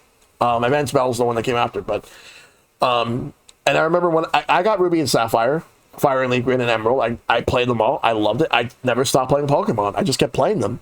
Card game, on the other hand, I kept playing until 2011, but I stopped because I was losing interest and my heart wasn't in it, because I used to play the Pokemon card game competitively. I used to go to nationals, I used to go to regionals, worlds, and all that stuff. My brother still does it, but I don't do it anymore. But in nationals 2011, I had 5 wins in a row, and then I had 4 losses in a row, and because they do Swiss rounds where like you have multiple battles. But the one that got me, the loss that got me was like the last one, and I remember because they decided for whatever reason for nationals and worlds they changed the format from like to rotate a couple sets out early and add the black and white set, and I remember my opponent had like a certain deck that was very powerful. Like I could not use certain cards, certain powers, and then when I got a card that was able to take control back, and I actually had everything that could have got me a comeback, instantly the next card he got put a stop to any of that, and I could never do anything. And I just like, yeah, I'm done. I just stopped playing the card game competitively after that. My brother kept trying to get me back into the card game, and I'm like, not in the mood. And now I'm never gonna go back, not because of lack of interest, but because fuck scalpers. Like I said, fuck scalpers. Yeah. And I'm gonna get to scalpers in a moment. I'm gonna say something about that, but before I do, so around the time when the Nintendo DS and the Wii was becoming popular, and when Pokemon Diamond and Pearl came out, that's when I started to notice like a bit of a resurgence. It wasn't peak Pokemania levels, but it was getting there. And I remember like the Pokemon Go craze of 2016. I didn't think it was gonna bring like, because that was like the closest to the original Pokemania. But then 2020, when we had like a bunch of like influencers opening up boxes of fucking Pokemon cards. Fuck you, Logan Paul, you piece of shit. Yeah. I fucking hate Logan Paul with a burning passion, and people will probably tell me, "Oh, you just hate Logan Paul because he's a fucking WWE wrestler." No, I hate Logan Paul because he's a fucking piece of shit. Yeah, they've both been despicable garbage for years. Yeah, and fuck his brother too, Jake. Fuck him. One thing I do like I could dangle over Logan Paul's head is that I can freely enter the country of Japan and he can't. Yeah. Yeah, exactly. So like it's like when WWE goes to Japan, he can't go. He's banned. Nope. For life. Can't go. Yeah, and the thing is that people like that are what made like Pokemon TCG like unfun. Like this whole scalper shit. With him like going out of his way to open all these boxes, and then everybody wants to fucking do it, and it's getting to a point where people are fucking buying from scalpers. Stop buying from scalpers. That's only making the problem worse. And then people put the blame on the companies like Pokemon Company. I mean, yeah, I would. Don't get me wrong. I would like for them to make more cards, but that's only a band-aid. That's only a temporary problem because people are still going to keep fucking trying to buy and sell all these cards. In reality, scalpers want to fucking control everything forever. They never want people to have fun. They never want people to play the cards. You know what? What I'm going to do is I don't fucking play this card game anymore, but I wouldn't be shocked if I were to ever go to a store, buy a box of cards, open up the packs, and then say, "Oh, I'm gonna give them to these kids. These kids deserve it. You don't. Fuck you, motherfuckers." Seriously, I've always hated scalpers. I hate scalpers of any kind, and the only time I've ever felt like I've actually scalped someone, it's because I actually needed some money for a Nintendo 3DS, a new 3DS XL, because I needed a replacement. I had a Zelda Wii U, like the Wind Waker Wii U. With the And I sold it to a friend. He was willing to pay more money for it because he was okay with that. But I don't really like to go out of my way to scalp people. I don't like ripping people off, especially like back in the days of the amiibos or like even back when I used to play the Pokemon card games and all that. I don't scalp. I don't like fucking scalping. But that was like the only exception, and even then he was willing to pay a lot more for it, and I was fine with that. But it's not really scalping if it's just one item you have that you're Yeah. getting offloading. Yeah. Scalping is like people buying all the sealed product and then immediately trying to flip it for 3 times the price. It's buying for the intention of selling it for a higher price.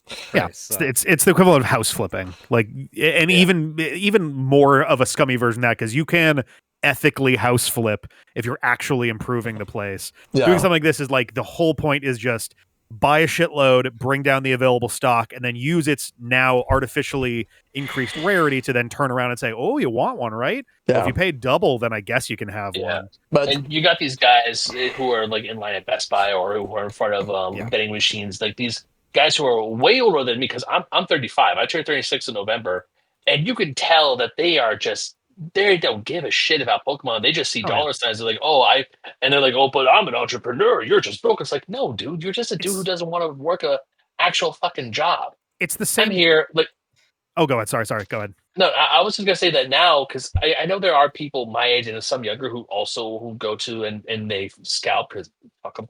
But I feel now I definitely have to like show up wearing my Pokemon stuff.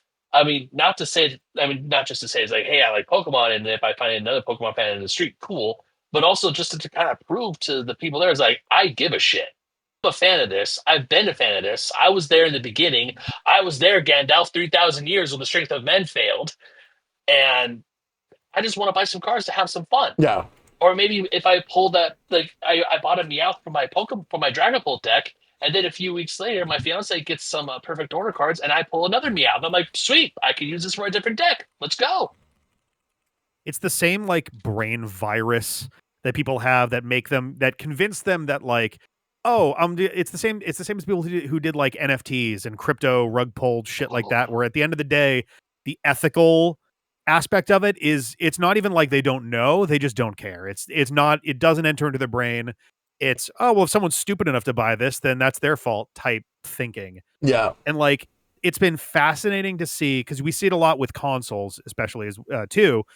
It's fascinating to see how different companies are working towards like building a scalper sort of defense system.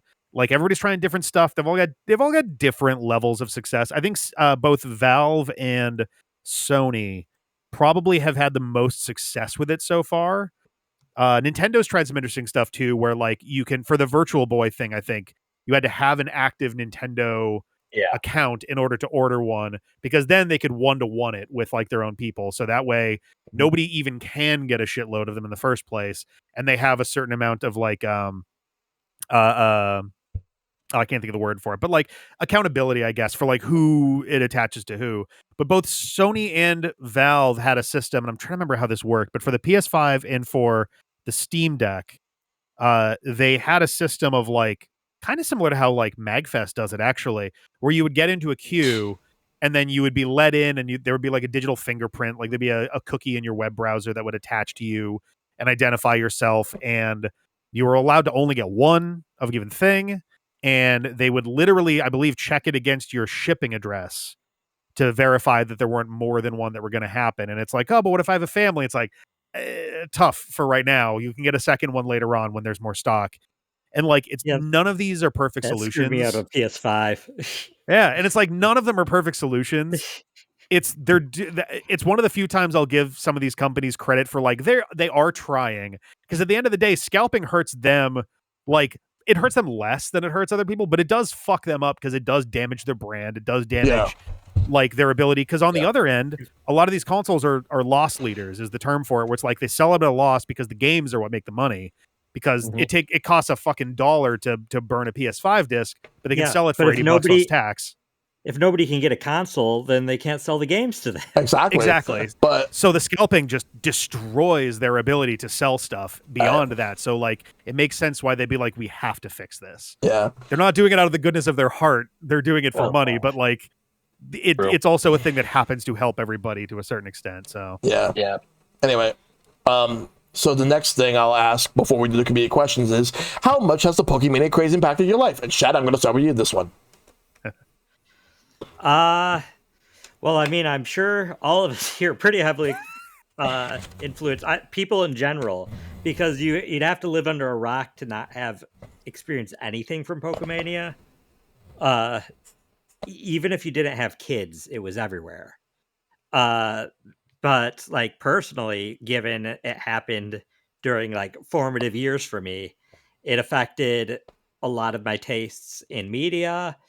It affected it. I'm sure I would have been into video games either way, but like it pulled me deeper into gaming, and it's helped me form like friendships over like it's not hard to find somebody to bond over with Pokemon, especially back then. It has kind of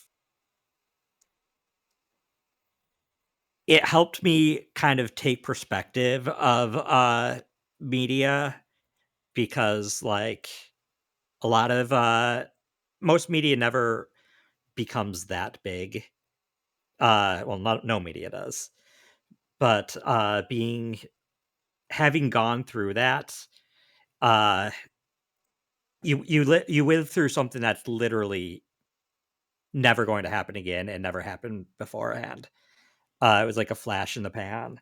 Yeah. And I think it's especially notable for kids, because I'm sure there were adults at the time that got into Pokemon during PokeMania, Mm-hmm. but like all the marketing was for kids, for like our generations, and to have experienced that, it's almost like it's a shared experience across in many cultures, across cultures even.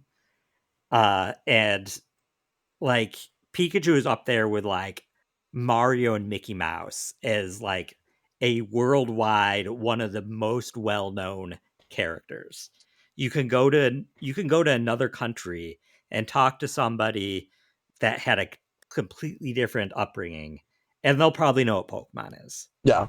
And so it's kind of a bonding thing you get with just people in general. And I think the fact that it affected people so thoroughly means that when it like when Pokemon's had like upticks in popularity, you suddenly have new common ground with people that you don't interact with much. And it's even generationally, it's brought older people and younger people together. Parents and their kids have had something to bond over that was something that's like, it's not just, oh, I'm watching this show every day because my kid watches it. It's, oh, I experienced this media as a kid. It means something to me. And now it means something to my kids too. Yep. And there's not a lot of franchises that can really do that because they haven't gone on as long, and because they didn't have anything nearly as saturated as Pokemania was. Right. All right. What about you, Rick? It's so funny because like my main thoughts are kind of springboarding off of that and have very little to do with the actual question, so I'll hold on to it for a second. But what was the question again? How did Pokemon like affect Well, you. like me in my life? So like it's so interesting because like the short answer in a weird way is that it kind of didn't. And I say that because my experience with Pokemon is really split into the PokeMania Craze, where I first really got into Pokemon Gen 1, Gen 2, like a little bit after that, and that was kind of it. And then from college onward, from like 2010 to today, it's a very different phase of like my experience with Pokemon. And it's I don't I as much as I do enjoy Pokemon today, I don't like it. I don't think I like it as much as I did back then. I think it was one of those things that it felt like it was the most important thing in the world as a 10-year-old watching like an 11-year-old watching the anime and picking up these games, and everybody was playing the games, and you had to get the game because you had to play and you had to get the cards and you had to spend recess deciding who was going to win so-and-so's Charmeleon card today or whatever. Like it's so interesting to look back, because the funny part is that like the 2010s onward for Pokemon, as high and low as it has been over the past like 15 or so years, it's been a much more like normal experience, if that makes sense. Like it feels That's like fair. it's a brand and it's popular and people play it a lot, and it's got, even still divorced entirely from Pokemania, Pokemon is still one of the biggest and most just mainstream popular things, even outside of its most like nuclear levels of popularity. And I think some of that has to do too with like there's always the thing at a given time. Maybe there's some gaps in between, but like, you know, Pokemania I mentioned before, clearly a riff name wise off of Beatlemania, which was because the people who were newscasters and coming up with stories in the 90s were young enough in the 60s and 70s to have been like, holy shit, the Beatles. And so, and like Star Wars in the 70s and the 80s was very much the same. Pokemon in the 90s and the 2000s, the franchise we won't talk about, you know, the books were very popular in the 90s and the movies were very popular in the 2000s, for better, for worse. Yeah. And following immediately after that, like literally those movies end and instantly the MCU started. And that was huge for, again, another like 10, 12 years. And there's always a point where people just kind of exhale a little bit. Yep. For Pokemon, very much like the Gen 3 kind of era is where people kind of like released a little bit. For the media franchise we don't talk about, it ended, and then they brought new movies in that people didn't like, and so it just kind of like splattered on the floor. MCU, they wrapped up their huge, insane 10-year thing of all these movies, and it wrapped it up with a crazy neat bow, impossible thing to accomplish in film. And then they went, all right, let's do it again. And people were like, whoa, okay. Yeah, slow And down there, buddy. it didn't go as well. Even if in fairness, COVID fucked a lot of that up. And the first few things they put out actually looked quite a lot. I thought WandaVision was great. And Black Widow shouldn't have happened by that point. It was too late for it to matter. Yeah. And that kind of set things off. But I would say that like it gave me early perspective on a lot of things. One being just how popular a thing could be, because like I remember it feels silly to keep talking back to like the Beatles just because of the name, but like I was aware of the Beatles. I'd listened to some Beatles music, but I had no idea how a band could be that popular. Like they could be very, very popular, huge, whatever, but like the fact that it was like a craze, like it was people were fainting and stuff, and it's like, how does that even work? Meanwhile, I'm sitting here playing Pokemon, and every single day at school, there was at least one conversation about Pokemon for years. Mhm. And it's like, oh, that kind of, it seeps into the pores a little bit of just society, culture, yada, yada, where like everybody's just doing it. It's just become part of like what the daily thing is. And it's, I don't think Pokemon's ever going to get back to that point again, as we've talked about before. I think we've had things since Pokemon that, while they haven't been quite as big in like the like true size of it, like MCU basically made as much money as a set of movies can make. Like there's a reason when Endgame came out, Avatar versus Endgame was like a huge thing because they were both like just neck and neck to this insane, inconceivable number of dollars. And like, even then, the entire MCU up till today, 2026, is still kind of a drop in the bucket compared to the money that Pokemon has made. It's crazy where something that took over an entire wing of media for people is still like an order of magnitude smaller than this thing from the 90s was, like across to today. But like, I would say it's a very inspiring series from like a game design standpoint, even as broken and fucked up and held together with glue and staplers as the first outings were.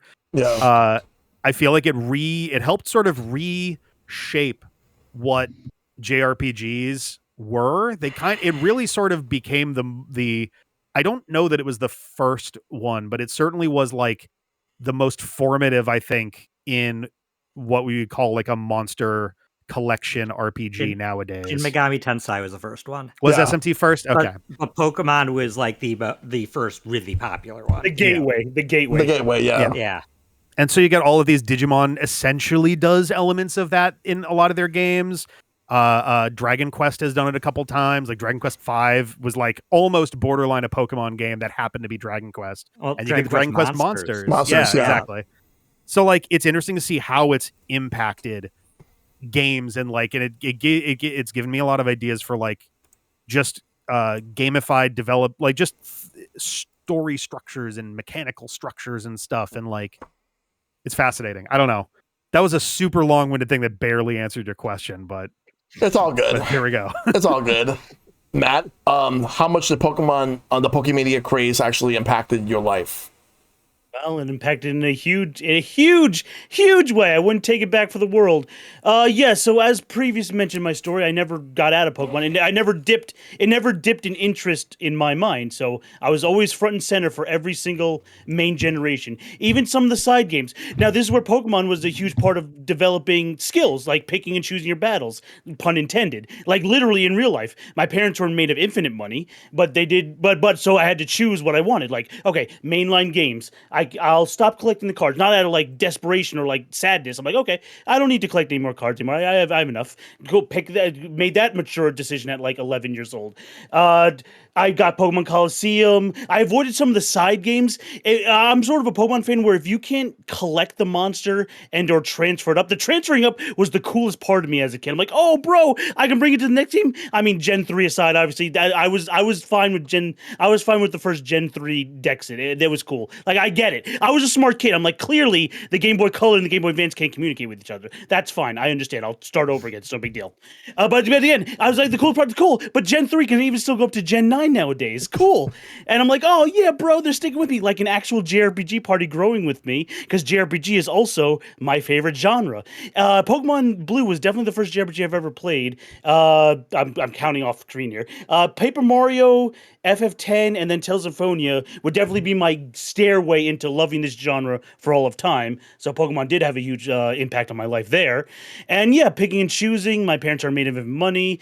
Show up to the games I want to. Don't get the games I'm not super interested in. I didn't need Pokemon Box. I didn't need Pokemon Ranger. Again, no offense to these. I just didn't need it. Like, I get it. Only show up to the main series games where you can battle, collect the monsters, etc. And even so much, but that didn't stop me from collecting some other toys. I collected the Pokeball keychains, as we mentioned earlier, and I even have a surprise little end show and tell. Check this out. So back when Welch's Jelly was doing jelly bottles, and I still have them to this very day. My niece and nephew use these as cups. I use these as cups because my mom and parents, dad, were like intelligent, like, oh, Matthew, save these. You can just drink out of them. I'm like, oh. Yeah. So my parents are right there by my side, helped me collect too. There, I have the Pikachu one. I have three things actually. I have the Pikachu one. I have the Bulbasaur one. Again, I probably should have found the Squirtle one as a kid, as a lover of Squirtle. But also, I have the mail away Eggo syrup holder. I have a mail away Eggo syrup holder. Back when we used to collect box tops and mail away for shit, the good old days. Hell yeah. Yeah. Anyway, so yeah, my niece and nephew use these to this very day. I don't have kids of my own, but my niece and nephew use these to this very day, and they have my Pokeball keychains too. Moving on with my explanation, I was going to mention one other interesting thing. Oh boy, I lost my train of thought. I'm gonna move on. It was like, yeah, it stuck with me all my life. I show up to every game. What was I gonna say? I guess that's just about it. Yeah, I wouldn't take it back for the world. All right. Yeah, I'll keep showing up to every generation. Yep. We're getting old. Our minds are having trouble. Boy, remembering what we're saying.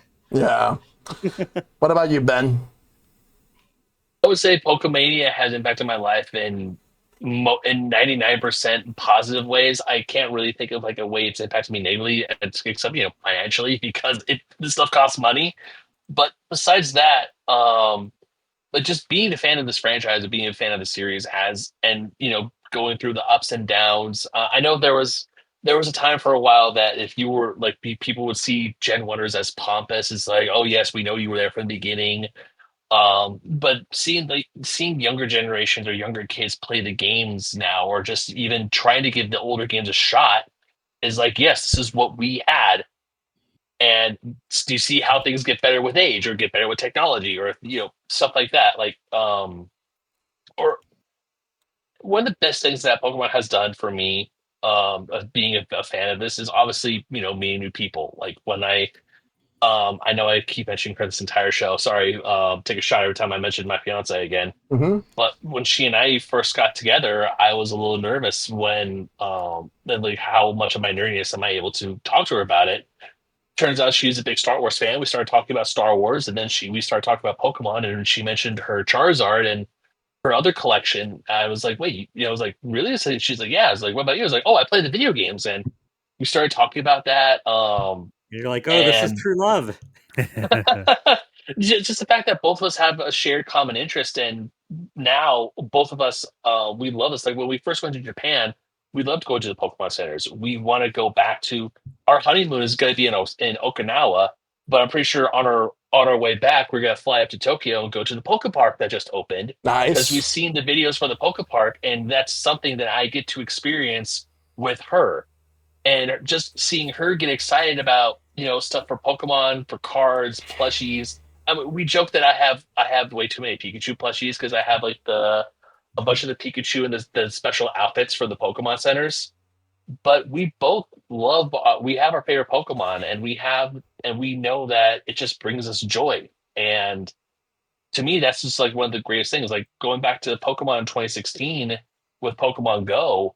Just seeing all these people talk about how it's like, yeah, I remember playing this when I was a kid. and having them share that love with their kids. Like one of my closest friends, he has a 3-year-old, and one of the things that we're waiting for another friend to fly in because he actually bought her the plushies. And I told him that we have to have a plushie Charmander, Squirtle, and Bulbasaur out, and she needs to pick one to pick her starter. Mm-hmm. And we're just waiting for another friend of ours because he actually bought all 3 of the plushies before I did. So I would say that Pokemon has definitely been, I mean, yes, it's been a major part of my life. It hasn't been like the central focus, obviously, because as much as I love Pokemon, I do love other video games, um, other franchises, I have other interests, but it is still something that brings common ground, no matter, I wouldn't say no matter how far or how old or how young you are. Yeah. And people have a favorite Pokemon. It could be a newer gen, it could be an older gen. But there is one funny story I do want to share, and this is back when I used to work at a toy store in Thousand Oaks when I was at college. At the store, we did sell trading cards behind us, and this kid who could have not been more than 9 or 10 years old, he walks in here and he looks me dead in my eyes and says, "You probably don't know this because it's newer, but do you have any Pokemon?" And I look at this child. I'm like, "Child, I've been playing the game since before you were a concept. I have been leveling up Charizards to level 99 since before your mom and dad even knew they existed. Do not cite the deep magic to me. I was there when it was written." I was hoping you were going to say that. Yeah, I quote that line a lot when I talk to, even with my nephew. I got my nephew hardcore into Pokemon cards because I had a bunch of excess bulk non-playables that I didn't need anymore. And I reached out to my brother-in-law, his dad, and I was like, "Hey, are you okay with me giving my nephew all this stuff because I don't need it, but I do want to let you know you can't use it in tournaments. It's just taking up space, but is that okay?" And he's like, "Yeah, he would love that. He loves looking at the pictures and stuff." So I gave to him, and then now he's full on to collecting cards. And I looked, and a few weeks later, I was like, "I am so sorry I created a monster." He's like, "Nah, Ben, I'd much rather have him collect Pokemon cards because before he was collecting Labubus, and those were way more expensive." Oof. Yeah. Wow. I was debating bringing those up. Yeah. Even though I got him into another collecting thing, I got into something because both him and his dad now can share because his dad was my age because we all played Pokemon when we were kids. Yep. Yeah, that's just how it is with me because the way that Pokemon and especially the craze impacted me, I met so many awesome people over the years. Even when the craze fizzled out, I still met a lot of people because of Pokemon. I used to go to the Pokemon leagues a lot, like even during like the times when things fizzled out and things went back up, then went back down, and went back up. I met so many people over the years. Had a lot of life experiences, a lot of life lessons learned, good and bad. And at the end of it all, it's just the fact that it actually shaped me to become the type of person I am now, for better, for better, and in some cases for worse, because there were some lessons that I'm glad that I learned it when I did, rather than like never learning it, and then I would end up like doing whatever things I don't agree with later on. But it helped me a lot. Made me more of a confident person than I ever thought I would be. Because Pokemon definitely did help me with that. It's not the only thing that did it, but it was definitely a major part. And more importantly, like the fact that I'm still into Pokemon and the fact that I still talk to people about Pokemon and we share a love for Pokemon all these years, like 30 years of Pokemon. It's just wild to me. I will never, like, there are a few things I will take back, but not this. So community questions. Kyle Gamer asks, when the Pokemon craze was rising, did you read any of the manga? I only read bits and pieces, but I didn't read a lot of it. Shad? Yeah, I didn't. To be fair, the manga came out pretty close to the end of PokeMania, at least in the US. Yeah. But yeah, no, I'm aware of it, and I have seen parts of it. I know. Unfortunately, you could see Clefairy's butthole in some of them. Oh my god. Give me the book name. Just Google Clefairy taking Clefairy a butthole? shit. You'll probably No. find it. All right, No, well, no, let's no. relax here. No. All right. So that's your answer, Shad? Yeah, no, I didn't read them. Rick? Clefairy butthole. Same, honestly. I was aware of them, but I still haven't actually read them. I am also aware of the weird, like, man-faced Clefairy that I assume is the same Clefairy that has the butthole. Probably it's supposed to be the mascot originally. Oh my god. Yes, yeah. Because there was gonna be Pokemon Pink, essentially, at one point. There's a whole, I think, Did You Know And Gaming one in that the got into stink. that. Pink and purple. Oh my god. But yeah, no, short answer, no. At some point I'd like to check them out, but yeah, no, I have not read any Pokemon manga. Yep. Matt. No, I have not read any manga. For those who know me, I notoriously do not read books. I am the Luigi's Mansion 3 opening the book, immediately falling to sleep. I cannot do black text on white paper. I notoriously spark notes my way through high school. I don't wear this as a badge of honor. I realize this is a me problem. I don't disrespect people who read. I get it. But no, this is a me problem. I somehow cannot do we're books. friends, Matt. Well, we're Phoenix Wright fans. You're friends. You're friends with a librarian. The librarian, I know, right? Isn't life funny? Well, one, you're a JRPG fan and a Phoenix Wright fan. We can definitely do some other things. But funnily enough, I like JRPGs, but they're voice acted. That's the difference. Most of the time, they're voice acted. So that's the huge difference. Anyway, no, I've not read manga. I can't read. Ben? I shouldn't joke. I know I mentioned earlier, during the craze, I did buy the Electric Tail Pikachu, that 4-issue manga. I did. That's long before I knew what manga was. I had no idea. I just thought it was weird that it was in black and white, but it was a extra Pokemon thing that I got. I read it. I still have my copies. I have Pikachu Shocks Back. I have Pikachu Shocks Back on my nightstand, which I still need to read. I haven't read it yet. And of course, I'm also collecting the Pokemon Adventures Collector's Edition, which is the reprint of the other manga, because there were 2 that were published back in the day. So at the time, I only had the one, so I was saying no, but also I didn't know what it is. But now I am saying yes, because it's a look into a medium that I wasn't aware of back in the day. So it's one of the things that takes me back, and also it's nice, it's shiny, it looks pretty. I actually should get that, to be honest. I would like Decoration piece. that. We're going to skip the next 2 questions because we've actually answered them, because Daria asked, as a child, did you fall into the PokeMania or did you get older? We pretty much answered that already, like through all the other questions we asked.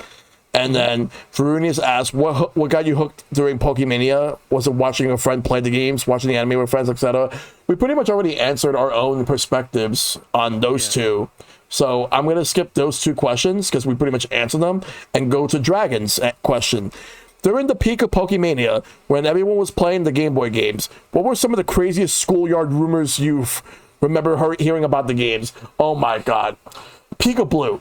Peekaboo, I've heard for years, where it was just a blue Pikachu, which we kind of did get that. It's not exactly blue Pikachu, but we got a blue little mouse named Marrow. I've heard multiple things, like the name of that bird Pokemon that Ash saw flying, that we later would find out was Ho-Oh. The name that I've heard was Love-a-Dub. Okay. And one more that I've heard, one more that I remember hearing from a schoolyard rumor was that someone actually found a way to get Togepi in the game, that there was like a secret program code to get Togepi. Like people talk about the whole mute thing underneath like a truck near the St. Anne or St. Thought it was SSM. going to get to me without getting brought up. Damn. Well, but someone said something about like Togepi, that you can actually find it somewhere in the Cerulean Cave, that to meet the requirements, you had to beat the Elite Four, get all 151 Pokemon, including Mew, and the other requirement was you have had to have by every Pokemon, as in like a living Pokédex in all your boxes. You have to have one of every Pokemon. I never tried it, and I've had people say that that shit was not fucking real, just to get Togepi. And at the time, we did not know that Togepi would later evolve into Togetic. And of course, I'm gonna rip one thing from a video game magazine. To get two Pokemon games together to link up, evolve two different Dratinis all the way to Dragonair, trade, evolve to Dragonite, then trade back, and then you go to the Cerulean Cave, and you evolve Dragonite with a Firestone to evolve to Yoshi. Yeah. I actually tried this. I actually believed that rumor. I had no idea that there was an April Fool's prank. I thought this was actually a legit thing, a legit secret. I was 12 years old at the time. And needless to say, that was a complete waste of time. All right, Shad, what about you? Any schoolyard rumors you heard about? Well, you mentioned Yoshi, but the other big one I remember numerous times finding on shitty 90s websites and never being sure if they existed for a long time was the Pokegods, which were the image they always used, which I didn't know at the time, was the images of the clone Venusaur, Blastoise, and Charizard from the anime. Or from the movie. Right. That. And I remember reading that those were the Pokegods. Like, I saw numerous different ways that said to, like, evolve your starter into that. And, yeah, until I saw the movie debunk it, I just was constantly obsessed. Because I knew Mew was in the game, because I got Mew and Missing No together. So, like, I thought that maybe there was more secrets. I don't know. Yeah. Rick. Definitely all the classics. Mew under the truck, which they very cheekily put a I think there's a rare candy or something in there in the Game Boy Advance remakes, because you can go back to that area. Oh, lava cookie. That's what it was. Yes. There's also the Yoshi one, which I think was Nintendo Power, which that felt like a huge, like, it was April Fool's, but it was also just like, man, Nintendo lied to me directly about that. That sucks. Because I also tried that. Yoshi. There were lots of rumors about if you beat the Elite Four 20 times and then do blank, which is basically just there to waste your time. There was one that I had. One that definitely, I don't remember how people described it mechanically, but there were a bunch of rumors for a while about Venusaur from the anime. I thought I was getting to me before you mentioned that. Damn it! It was just kind of like, whoa, that's so cool, and it would usually be something like, oh, you need a Venusaur and a Blastoise, like level 100. Fuck! And yeah, that was basically the caliber of that stuff. It was the same usual urban myth style stuff where it's just like, here's some shit that sounds so difficult or annoying to do that you will literally have to cheat or spend forever getting this done in order to get there. And because, like, it's so hard to disprove that, you can't debunk it if you haven't tried it. And so if you're going to beat the Elite Four 20 times or raise two separate Pokemon to level 100 in a game that doesn't do experience share and stuff, like, it's specifically there. Was that? Oh yeah, finite trainers too. So in the best case, you're grinding in Cerulean Cave or something. Like, you're grinding Elite Four over and over and over anyway. Oh yeah, it's true. Yeah, more than 20 times to get them up. Yeah, exactly. So, like, yeah, all of that stuff. Pika-Blue was one that I still have had this as like just a bet hanging in the background, but Pika-Blue was such a big part of PokeMania that I've been holding for a long time, that if they ever make another Pokemon Let's Go game, Pokemon Let's Go Johto essentially as a thing, my bet would be that they would do Pokemon Let's Go Meryl and Pokemon Let's Go Togepi, because they were as close as you could get to, like, the two, like, mascots of Gen 2, and at least in terms of, like, the pre-release build-up. Togepi actually being there and Pika-Blue being this weird myth that wound up being Meryl instead.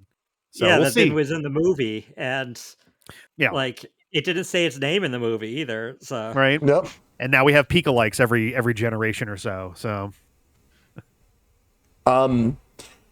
Matt. Boy, would you believe Venusaur unlocks if you get a level 100 Blastoise and Venusaur? I forget the exact rumor that you trade him or something, but yeah, dang, Rick made me do, which is fine. It was go. Yeah, I was gonna mention the Venusaur thing. I didn't like me and my friends, again, the big group of friends I always mention. We were skeptical. We were smart kids. We're like, well, we'll give it a try, but we don't think it's gonna happen. We weren't like chomping at the bit. The second one I want to mention is actually nothing to do with the battling games. It was actually Pokemon Pinball. There was a rumor going around where you could unlock the armored version of Mewtwo from the movie where he wears Giovanni's armor. It was called Chrono Mewtwo.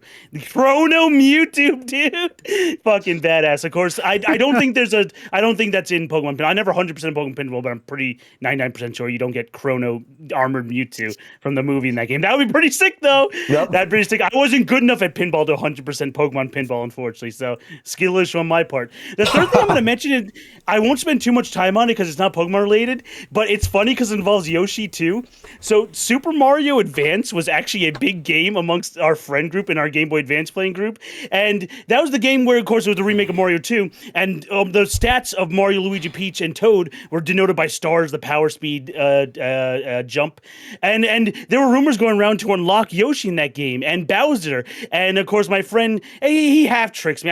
Didn't believe him. He's like, yo, I just unlocked Yoshi. And the first thing I asked him is, yo, what are his stars in? Does he have 5-star jump? What's going on? And he's like, yo, bro, just come over. By the time I come over, it's like, oh, bro, you wouldn't believe what happened to my save file. So again, I knew it was again, yeah. It was just friends. It was just friends thorn in the side of each other. But it's funny. We had more Super Mario Advance rumors than Pokemon rumors, yeah. To go off on a weird tangent. But anyway, yeah, Venusaur and Chrono Mewtwo was the Pokemon related ones. All right. But Super Mario Advance though. All right. What about you, Ben? For me, growing up, I didn't get a lot of the rumors. I learned about the rumors years after the fact. Like when I was playing the game, we didn't say there wasn't anything crazy about like. For me, it was just like, oh, well, let me get the Boulder badge, and then I go because I found the road to the Elite Four before I was supposed to, and then it's like, oh, I got the Boulder badge, cool, let me go up this way, and it's like, no, you need the Cascade badge. I'm like, there's a Cascade badge. So for me, the schoolyard rumors they didn't hit us, but one of the ones I did love the most was the Mew under the truck, and you guys are gonna love this because there is a secret bar, well, air quotes secret, because there's a website you can put a reservation in Tokyo, Japan, called 84 Hashi, and it's owned and operated by a gentleman who used to work at Nintendo. And while my fiance and I were at this establishment, we were there with a bunch of other people. We were having drinks, and I was talking to the owner, and we were talking about Pokemon. And he said, "Hey, go to the bar and lift up the truck." Because he had a toy truck on top of the bar. And the second I lifted up, it was a Mew, and I start freaking out. And the bartender looks at me, and she's like, no one has ever given that reaction before. I'm like, but it's the schoolyard. It's the schoolyard man. And she's looking at me like, what do you mean? I mean, she's Japanese, but she can speak English. And she's like, well, what do you mean? It's like, no, there was this old schoolyard myth that if you go to the truck in over by the SS Anne in red and blue, you look under the truck, you would find Mew. And under the truck, he had a Pokemon Mew card signed by the artist who made the drawing for it.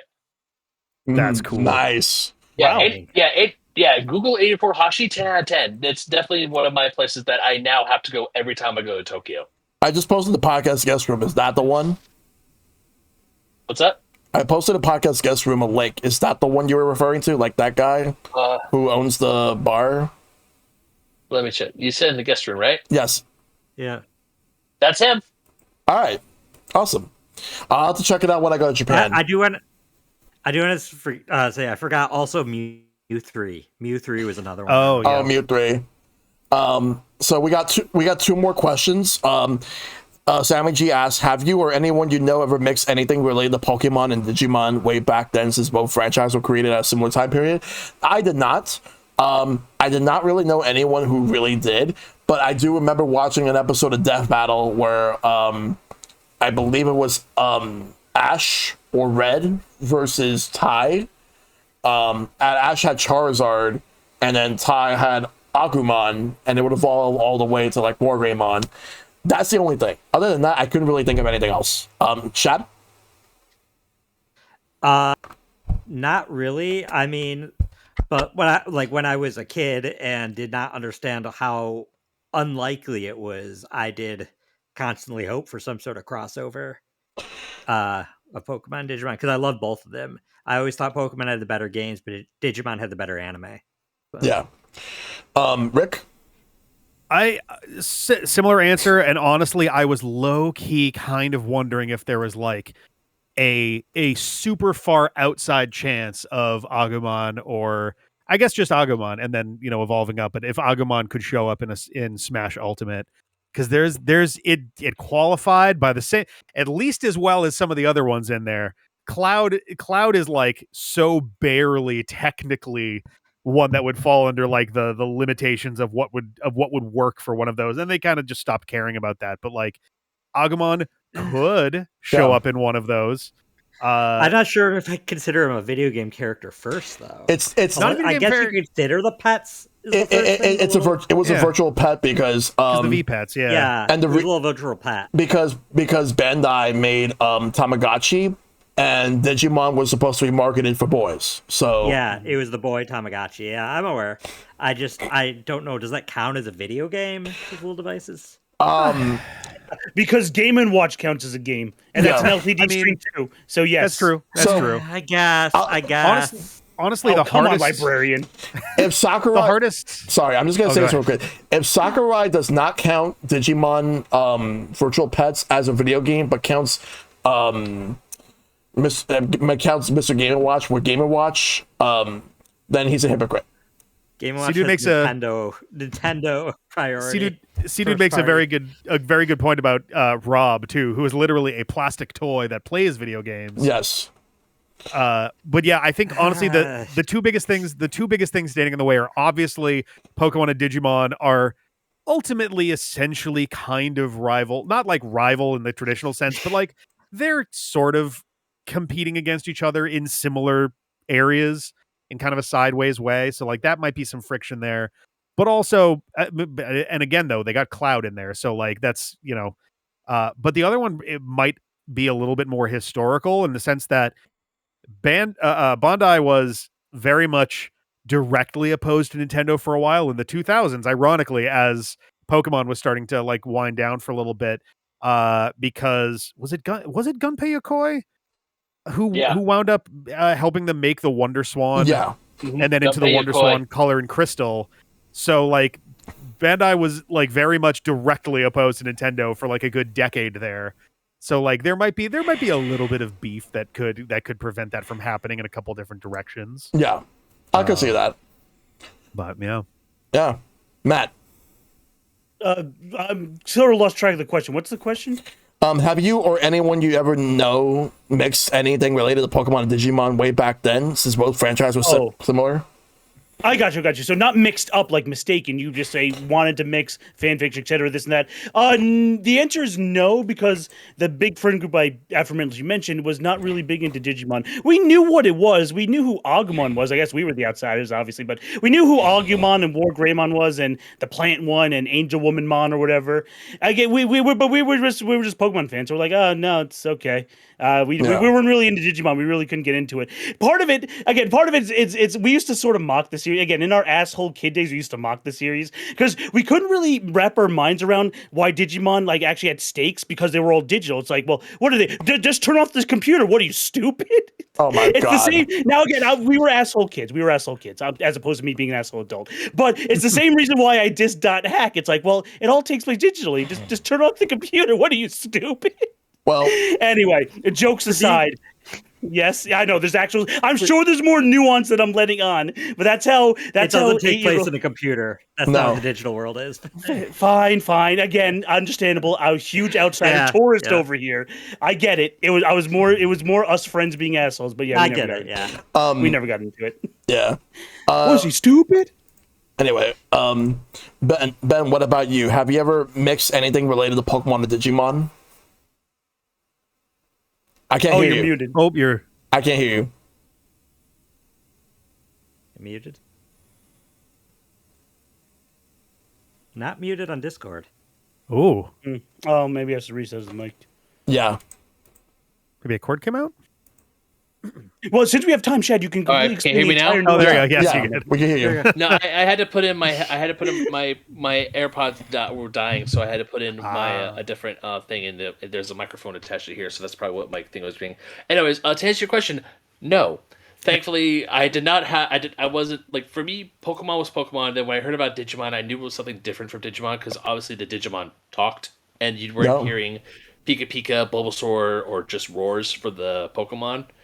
And I was just glad that my grandparents and my parents actually knew what the difference was because my household, while we were a big Pokemon, like, during the big craze of Pokemon, we were also huge Digimon nerds. Like, I don't know how Digimon came because one day we just switched from from Kids WB to Fox Kids, and we heard about the show called Digimon, and we were like, Digimon, that sounds interesting. And then we started watching Digimon, and we was like, oh, this is actually really cool because we just liked how because in Pokemon it felt like because the action was a little bit slower and like the evolutions would take forever, whereas a Digimon they would like you would have a Digimon evolve every episode and they just go back to being original and then yeah it like for because we would go both. Like I would definitely like I said earlier, I would have I would go back into a Pokemon phase, and then I'd go back into a Digimon phase, and I just like flip flop of like being hyper focused on my Digimon, trying to rewatching what VHS tapes I had and then going back to my Pokemon for a few months. So Yeah. but yeah, thankfully my household and my family members knew what the differences were. Yep. And we got one final question before we wrap up. Professor Icepick asks, so, what did you all buy during the height of Pokemania? Did you stick to video games? Did you buy toys, videotapes, t-shirts, etc.? And what's the oddest Pokemon merchandise you've owned for that period? In addition to the games, cards, and toys, and all that stuff, I bought cereal, the Pokemon cereal. Remember that? Because Kellogg's actually made a Pokemon cereal back in 2000, and then in 2001 they made a second version of it where they turned it into the gold and silver era. I've never got a chance to eat the Pop Tarts or the Eggo waffles. I missed out on those. And I could never in the life of me find those popsicle ice cream bars because they had them. But the only Pokemon they ever had were Pikachu and Gengar. People said that they swore that they've seen Meowth or the three starters, but only Pikachu and Gengar were found. And in terms of the oddest Pokemon merchandise that I've ever had, I don't know if I still have it, but I actually remember having like a big bootlegged Pikachu plush. I don't remember how I got it, but I have it somewhere. I might still have it, or I might have gave it away. Like I had like a lot of the Burger King merch. I had a lot of the I had those Pokeballs, but I had to discard those Pokeballs. Like I was forced to because when the controversy came out with the kids like suffocating themselves, I had to discard them. And I want to throw one thing in. I forgot to mention about Miss Signo. It was very fucking cool just to get all those infinite rare candies and then catching all those random Pokemon. Like you go to Safari Zone, then you just go to Cinnabar Island, surf up and down, and then you see the Pokemon. Like that's how I can get Kangaskhan. That's how I can get Tauros, Scyther, Pinsir, and all that stuff. Because otherwise, they're just gonna fucking run away from you. At least in Gen 1, chance that you can find it in the Cerulean Cave. But yeah, I had some weird stuff, but I had like this weird bootlegged Pikachu plushie. I don't know how I got it, but that's about it. Shad. I mean, I was into the full 9 yards, games, anime, trading cards. I had some other stuff. I had like a plushie, I think. I had various toys. Like I said, the Pokemon Master Trainer board game. Yeah. That was probably one of my favorite like non video game cards or anime thing I had. I remember like little toys from like the gachapon machines at the store. Like probably stickers. Like I was into whatever I could find really. I remember like some CD-ROM games Mm-hmm. that were kind of interesting. Like It surprises me how much media there was from that era. Like, you probably could. There's probably so much that's lost. Even who knows how much stuff there was from back then. There's a lot, and it was marketed like through They're partnered with everybody, all the fast food joints, lots of brands of food, like, yeah. So yeah, I guess my favorite would be with the board game. All right. Rick. I think so. Just in terms of like was there something to it beyond the like weirdest thing that we bought, or just like kind of Like, I guess as far as generally buying into it, like I had some VHS tapes. I probably had like a T-shirt or two. I got more T-shirts now about Pokemon than I ever did during PokeMania. I would say that like the weirdest stuff that I ever got my hands on, one of them, to kind of bounce off of what Shad was saying about like cross promotional stuff. I think this was a McDonald's thing. They used to have, I don't remember how you got these, but it would be in a little plastic case, a little rectangle, and it was like a golden or like gold. Yeah, the No, gold Pokemon that- card. Yeah. The little That was- golden cards. That was Burger King. Yeah, That was Burger King. That was Yeah. that was in conjunction that you had to pay for that separately besides the Yeah. Happy Meal toy. Oh, that means my parents paid separately. Okay. Yeah. Yep, you had I to buy think I- those. I think I had a Poliwhirl. I think that was the Everyone one that I had wanted with. Everyone had fucking Poliwhirl. I had Yeah. Poliwhirl. Oh, I got My the bro- Pikachu one. I have a Pikachu and a Mewtwo.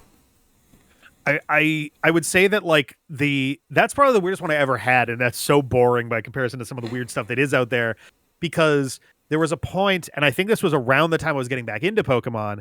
I was also like simultaneous with playing Pokemon Black and White. I was also very interested in the time in the burgeoning realm of Pokemon ROM hacks, and especially the fake ROM hacks and the creepypastas. Like Pokemon Black, the creepypasta is like one of those classic formative video game creepypastas, alongside like Ben Drowned and that stuff, though not nearly as big, maybe closer in size to like Godzilla NES or something.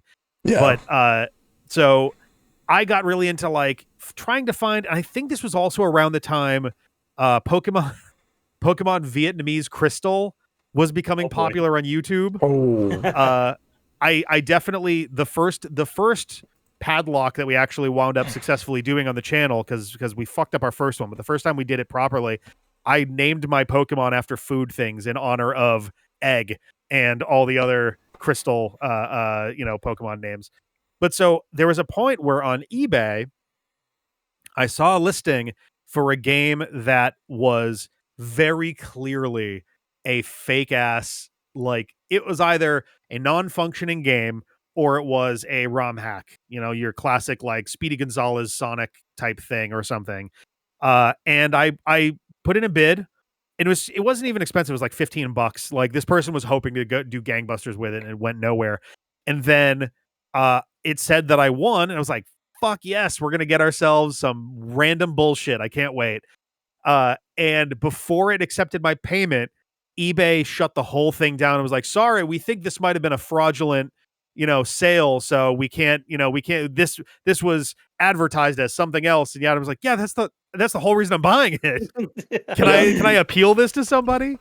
And I would give the shout out for my interest in all these weird, clearly fake Pokemon to shout out Keitai Denju Telefang, which got marked as like Pokemon. I forget what the fake Pokemon name they gave to it was, but it's an RPG, very Pokemon-like, but it's like closer, I guess, to Digimon in vibes, and you literally summon them with a cell phone. Mhm. And there was a ROM that went around for a very long time that pretended it was like Pokemon Brown, I think, and it was just flat out this game. It was not even actually Pokemon, even for make believe once you hit start. But that was my first time getting burned, and I was like, this is interesting. So yeah. Yep. Matt. Right. Okay. So the question is, yeah, I'll answer the second part first. Like, what's the order of me like getting into Pokemon? What I went after with like the money, like etc.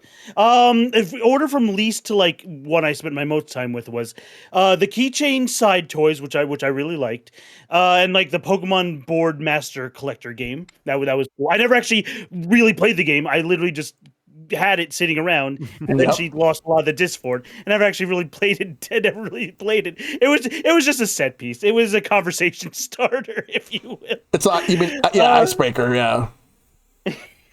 It's like a lava lamp. Like the one you have So in the background. like you wouldn't believe it.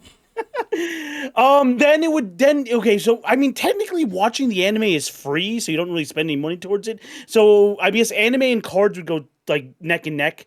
I collected the cards from '98 to around 2001. I stopped like early-ish, 1/3 of the way through Johto. I just said to myself, I don't really need to collect any more cards because my number one focus was, of course, the video games. As I previously mentioned, I did blue, yellow, silver. I never did crystal per se. I only did one that generation, which is fine. But it was those three, and I did play all the side games at the time. I did previously mention I didn't really play any games you couldn't battle and or transfer up, but I did play a handful of the side ones. I actually did play Pokemon Snap, cool game. Got to the Mew secret level and all that, and I did play Hey You Pikachu. Got some heat earlier. It's an okay game. It did its job. Sure, the mic was a little crunchy ass, and Pikachu didn't recognize your commands a lot, but give or take. But I mean, it worked. You still got to make the dish with Bulbasaur in the forest. You took care of the Caterpies that evolved in Metapod and Butterfree. You babysit for Butterfree. You went treasure hunting at the beach. You went fishing. And I did enjoy my time with Pikachu. But the big spin-off I really got into, which was a gateway to a genre or I guess a type of game I didn't know, Tetris Attack, was Pokemon Puzzle League. I fell in love with Pokemon Puzzle League one day when my friend Mike, I remember his full name too, Michael Birkenmeyer. I'm not doxing him. I've lost track of him since 8th grade. But Michael Birkenmeyer, I remember him. We rented Pokemon Puzzle League and another game, and I was just enthralled. I didn't think I would not like the game, but I'm like, whoa, this puzzle game is fucking fire. Again, upgraded dialogue, and like, whoa, this is fucking fire. And the voice acting really helped bring it home together. I'm gonna win, the classic Ash quote, and the Pikachu and the cries like Pika when you do a chain. Keep on trying. Yeah, keep on trying. Yeah, exactly. All the voice acting from the show really brought it all together. I'm like, this is dope. I eventually would learn way later in my life that it's a painted over version of Tetra Attack, and then I would learn what Tetra Attack really is, and I'd still love it to this very day. I even won third in the actual Tetris Attack competition in Last Long Island Retro. Yep, you did. So there we go. And I still carry it all the way to this very day. Now, that was actual Tetra Attack. It was never actually a Pokemon Puzzle League competition. It's basically the same game, but, I guess it runs better on N64. There's slightly different, like synchronies of the milliseconds per second of inputs you can do, etc. There is a huge database about that. But yeah, those were the side games I got into. That was pretty much the 3 side games I got into. I didn't get into any others at the time. I had the Pikachu Tamagotchi, the one where you take care. Yeah, there was a Pikachu Tamagotchi. I do remember at the time. I had the second one. Yeah, the color one. Yeah, and I lost it. I had the first one. But I had the Pikachu Tamagotchi because my sister had Tamagotchi, so I got the Pikachu version. It was pretty cool. I had fun with that too. I remember you can shake it to get some sort of currency, just like anything, like Nintendo Acorns or whatever. But that was cool. And I guess that's where I spent my time. Main series games and a few Spide games, but Gen 3 onwards was just pretty much main series. And I count Coliseum and XD as main series because you can still catch Pokemon and transfer them up. I know I'm being loose with the term, but that's still a main series. You can still transfer them up. But and then it was just main series onward. And I sort of blew my load previously, but the weirder side of my own is the official Pokemon Eggo syrup holder. Yep. All right. What about you, Ben?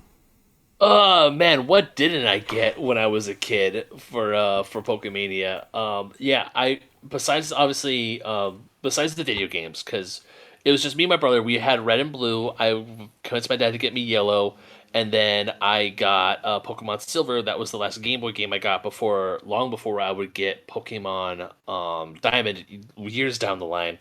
But when I was buying, it was like we were buying shirts, obviously the cards. We were buying VHS tapes because not all the episodes would come up. We bought both movies on video cassette. I had the Pokemon Master Trainer game, the first edition. We also had I want to say like the weirdest things that we had. Like I showed this off earlier, like this little Bulbasaur pencil sharpener. This was part of a Pokemon stationery set that my brother got, whereas Jigglypuff was a tape dispenser. Poliwhirl was a ruler, but it was like one of those. It was a drawstring ruler, and it came with a bunch of pencil bags and pencils, which I still have the pencil bags in here. Actually, here they are, and also here they are. Oh wow! Nice. My mom had this, and it comes with an actual honest to goodness Pokemon ruler. Yep. Sweet. Nice. And some old pencils, and I think because I have two of them too, and yeah, they still have an unused Pokemon pencils that they came with, along with an old Mighty Ducks and some other random things from the night. Why the hell do I have a Texas Rangers pencil? Oh well, that doesn't matter. Oh, it's starring Johnny Depp? I'm in Southern California, so for me, it's Dodgers or nothing. Or at least in my household. But yeah, so this would be one of them. But the other thing my brother actually had that we used a lot was my brother had the Pokemon camera. Mm-hmm. Do you guys remember the Pokemon a disposable camera where you put roll film into it, and it also imprinted like the outline was all 151 Pokemon, but in the corners it had Squirtle, Blastoise, Meowth, and Pikachu. Ooh. Wow, that's a lot of good water representation. I like it already. Same. A lot of water representation, yeah. But yeah, my brother had the camera, and for the longest time we had a picture of my dog Daisy up on the fridge. That was one of the very first photos that he took of her. And yeah, so we had that, and I think that's like one of like I would say like the one thing I missed the most from back then. I mean, because also another thing I collected these little tiny Pokemon figurines because I would say one of the weirdest things I did get because I like collecting strategy guides for video games, and for the longest time I never had an N64, and all I wanted N64 was so I could play Pokemon Stadium. But one day I'm at a computer store with my family, and right when we're about to check out, they have a copy of Pokemon Stadium strategy guide for sale for like $15. But they slashed it from $15 to $10. I asked my dad, and he's like, "Do you have this game?" I was like, "No, but look at the back. There's a bunch of stats, and it has all the 151 Pokemon in there that I could think of when I do eventually get the game." Because I was thinking, I'll get the game someday. And he goes, "That's cheap, might as well." Yeah. So he buys me the strategy guide for a game I did not own, but I did have these tiny little figurines that I got at I wouldn't say it's a supplemental school, but it was like a place where I would go to, help me with my math because I was a good student, but I just sucked at math. Math and I were not friends. I was terrible. It's like me in at reading. I got you. Yeah. Yeah. So it was the way like if you do certain assignments, you get certain points, and there was a cabinet full of like toys and things you could spend your points on, and I spent them on these little tiny Pokemon figurines, which I don't have anymore, but the box I used it, my brother and I, we drew a Pokemon Stadium, and we took them both out, and we would look at the Pokemon Stadium guide, and we would try to figure out what would do, like, how much damage, what their HP was, and who would win a fight. Yeah. Nice. So. Yeah, those are the good old days. Oh, absolutely. And with that, that's gonna do it for the podcast. There were some questions I was expecting people to ask us, like Pokemon Live, which I've never seen it, but I've heard things about it. But the one I was expecting were people asking us about were the controversies, like a Pokemon being evil, Pokemon being for the devil, or the controversy surrounding Panic. Yeah.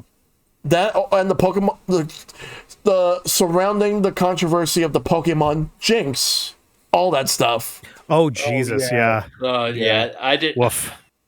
I did not realize about that until I was well into my college years, and then I go, oh, Yeah. because Yeah. I was young and privileged as a child. I didn't think about that. I didn't know what a racist caricature was until much older. Same. Like I didn't really start learning about that till high school. Yeah. But yeah.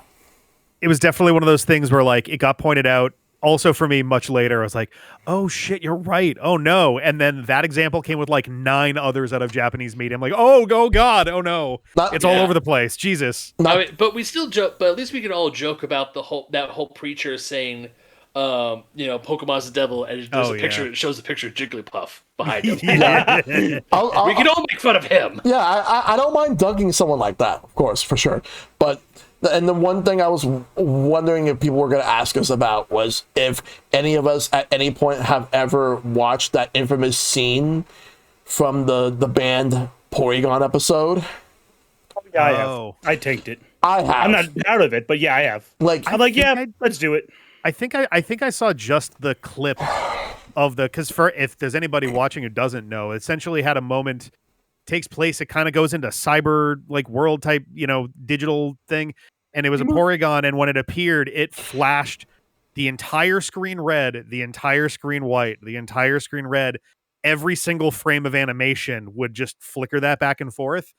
And this was kind of at a point in time where epilepsy wasn't really like taken Recognized. note of and recognized. Yeah. So in Japan, all like over in the West, we all heard about it as being like, oh shit, there was the Pokemon episode that made a whole bunch of Japanese kids like pass out. yeah. What the Over hell? 600. Yep. Over 600 Jesus. simultaneously. I was pretty sure from other experiences in life that I didn't have epilepsy. And at a certain point in like college or whatever, I got my hands on, I found the clip and I looked at it. I was like, okay, so Oh, yeah. all right, I'm good. I don't have that. It's like, don't do that. Just pro tip. Yeah. If you think you might, if you're not certain you don't test it like that. We were, Don't we put were your- all don't young endanger daredevils at yourself. one point. Yeah. But yeah. Like, Just like you, Rick, I came across the clip one day. I think they were talking about it, and they showed bits of the clip, and because I saw how they were like flashing the thing, it was like, yeah, I could see that causing some like it hurt. It didn't feel good. Like it like strained my eyes in a way that I wasn't super used to. I was like, oh, I get why this might be a problem for somebody. I didn't feel faint. I didn't feel like, whoa, like dizzy, but I was like, this actively doesn't feel great to look at. So I get it. Yeah, like it I didn't really like feel affected by it, but I could see why people would. But that's just about it. But yeah, that's gonna do it for the podcast. That was a lot of fun talking about Pokemon from like that era. Yeah. So once again, so here's the thing. I 100% thank all four of you for being a part of this. Shad, Rick, Matt, Ben. It's really great having you all on. Thanks for including me. But before Yeah, thanks for having us. before we sign off, Shad, where can we find you? So I mostly can be found on Twitch, twitch.tv/ShadJV. That's where I do my streaming. I do have a YouTube channel as well, but I haven't uploaded anything since November because work. That's fair. So, but I'm saving the VOD, so maybe someday all that stuff will get splurged out there. And Rick, where can we find you? Best place to find me would be on YouTube. I do Twitch as well, twitch.tv/dpadfm, but youtube.com/@the_dpad, because the channels are all weird now on there. Yep. You can find us there. We've been there since I meant to mention this earlier because it was a hilarious piece of trivia. I mentioned my Medusa, the Tangela. I apparently caught it on July 5th, 2011, which was just 2 days after I opened that YouTube channel. Wow.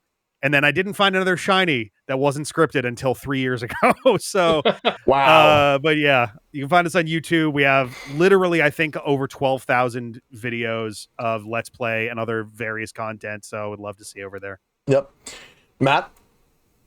Alrighty, well, you can find me right here on Twitch after a few months of hiatus from locking in at my real-time job. I'm back to streaming most days. As I mentioned previously, I do a lot of PlayStation, Nintendo, PC gaming, etc. It was fun to be here. I also have a couple YouTube channels. I'll just point out the one at the moment. Was it I keep this one more active. I'm working on both of them. One's going to be a highly edited content that I want to actually look out and hire an editor for. I'm actually reaching out in the content creator sphere for such, but that's also another YouTube channel I personally maintain and just do stuff with. Like I said in the beginning of the stream, I turn on the camera and shitpost. I see what happens. All right. And what about you, Ben? Well, you can find me on the internet at BenMag27, Instagram, Threads, Blue Sky. I do technically have a Twitch channel, but that has been very quiet for a very, very long time, as I haven't really had the energy nor inclination to stream on Twitch. Not that streaming is a bad thing. I would love to stream more. It's just I haven't yet. Yeah. I'm just gonna leave it at that. That's perfectly Also, fair. you could find me on the internet, being part of the D and Dark podcast. If you have whatever your favorite podcast service is, just look up D and Dark, and you'll find us there.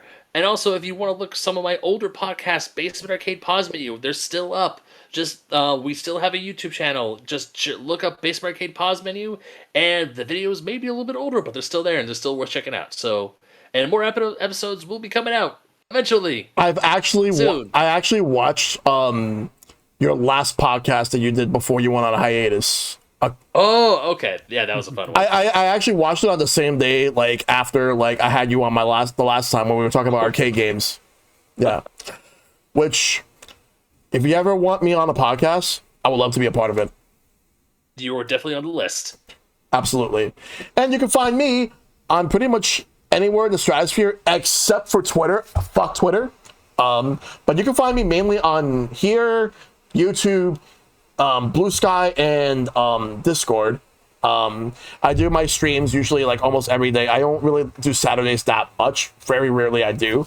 But the next week, I'm going to be doing a episode sharing with Shellshock on the Nintendo Switch 2 1 year later. So stay tuned for that.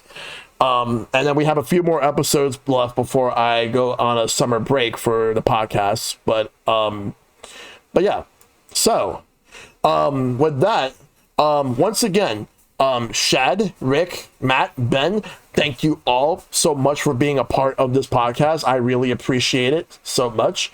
And I would love to have you all on again in the future, which looking forward to having you guys on in general. So, till next time. Definitely. Till next time, everybody, make sure to take care of yourselves. Be awesome. Stay awesome. Tell your lovers to love them. Check on them as always. Fight for everlasting peace.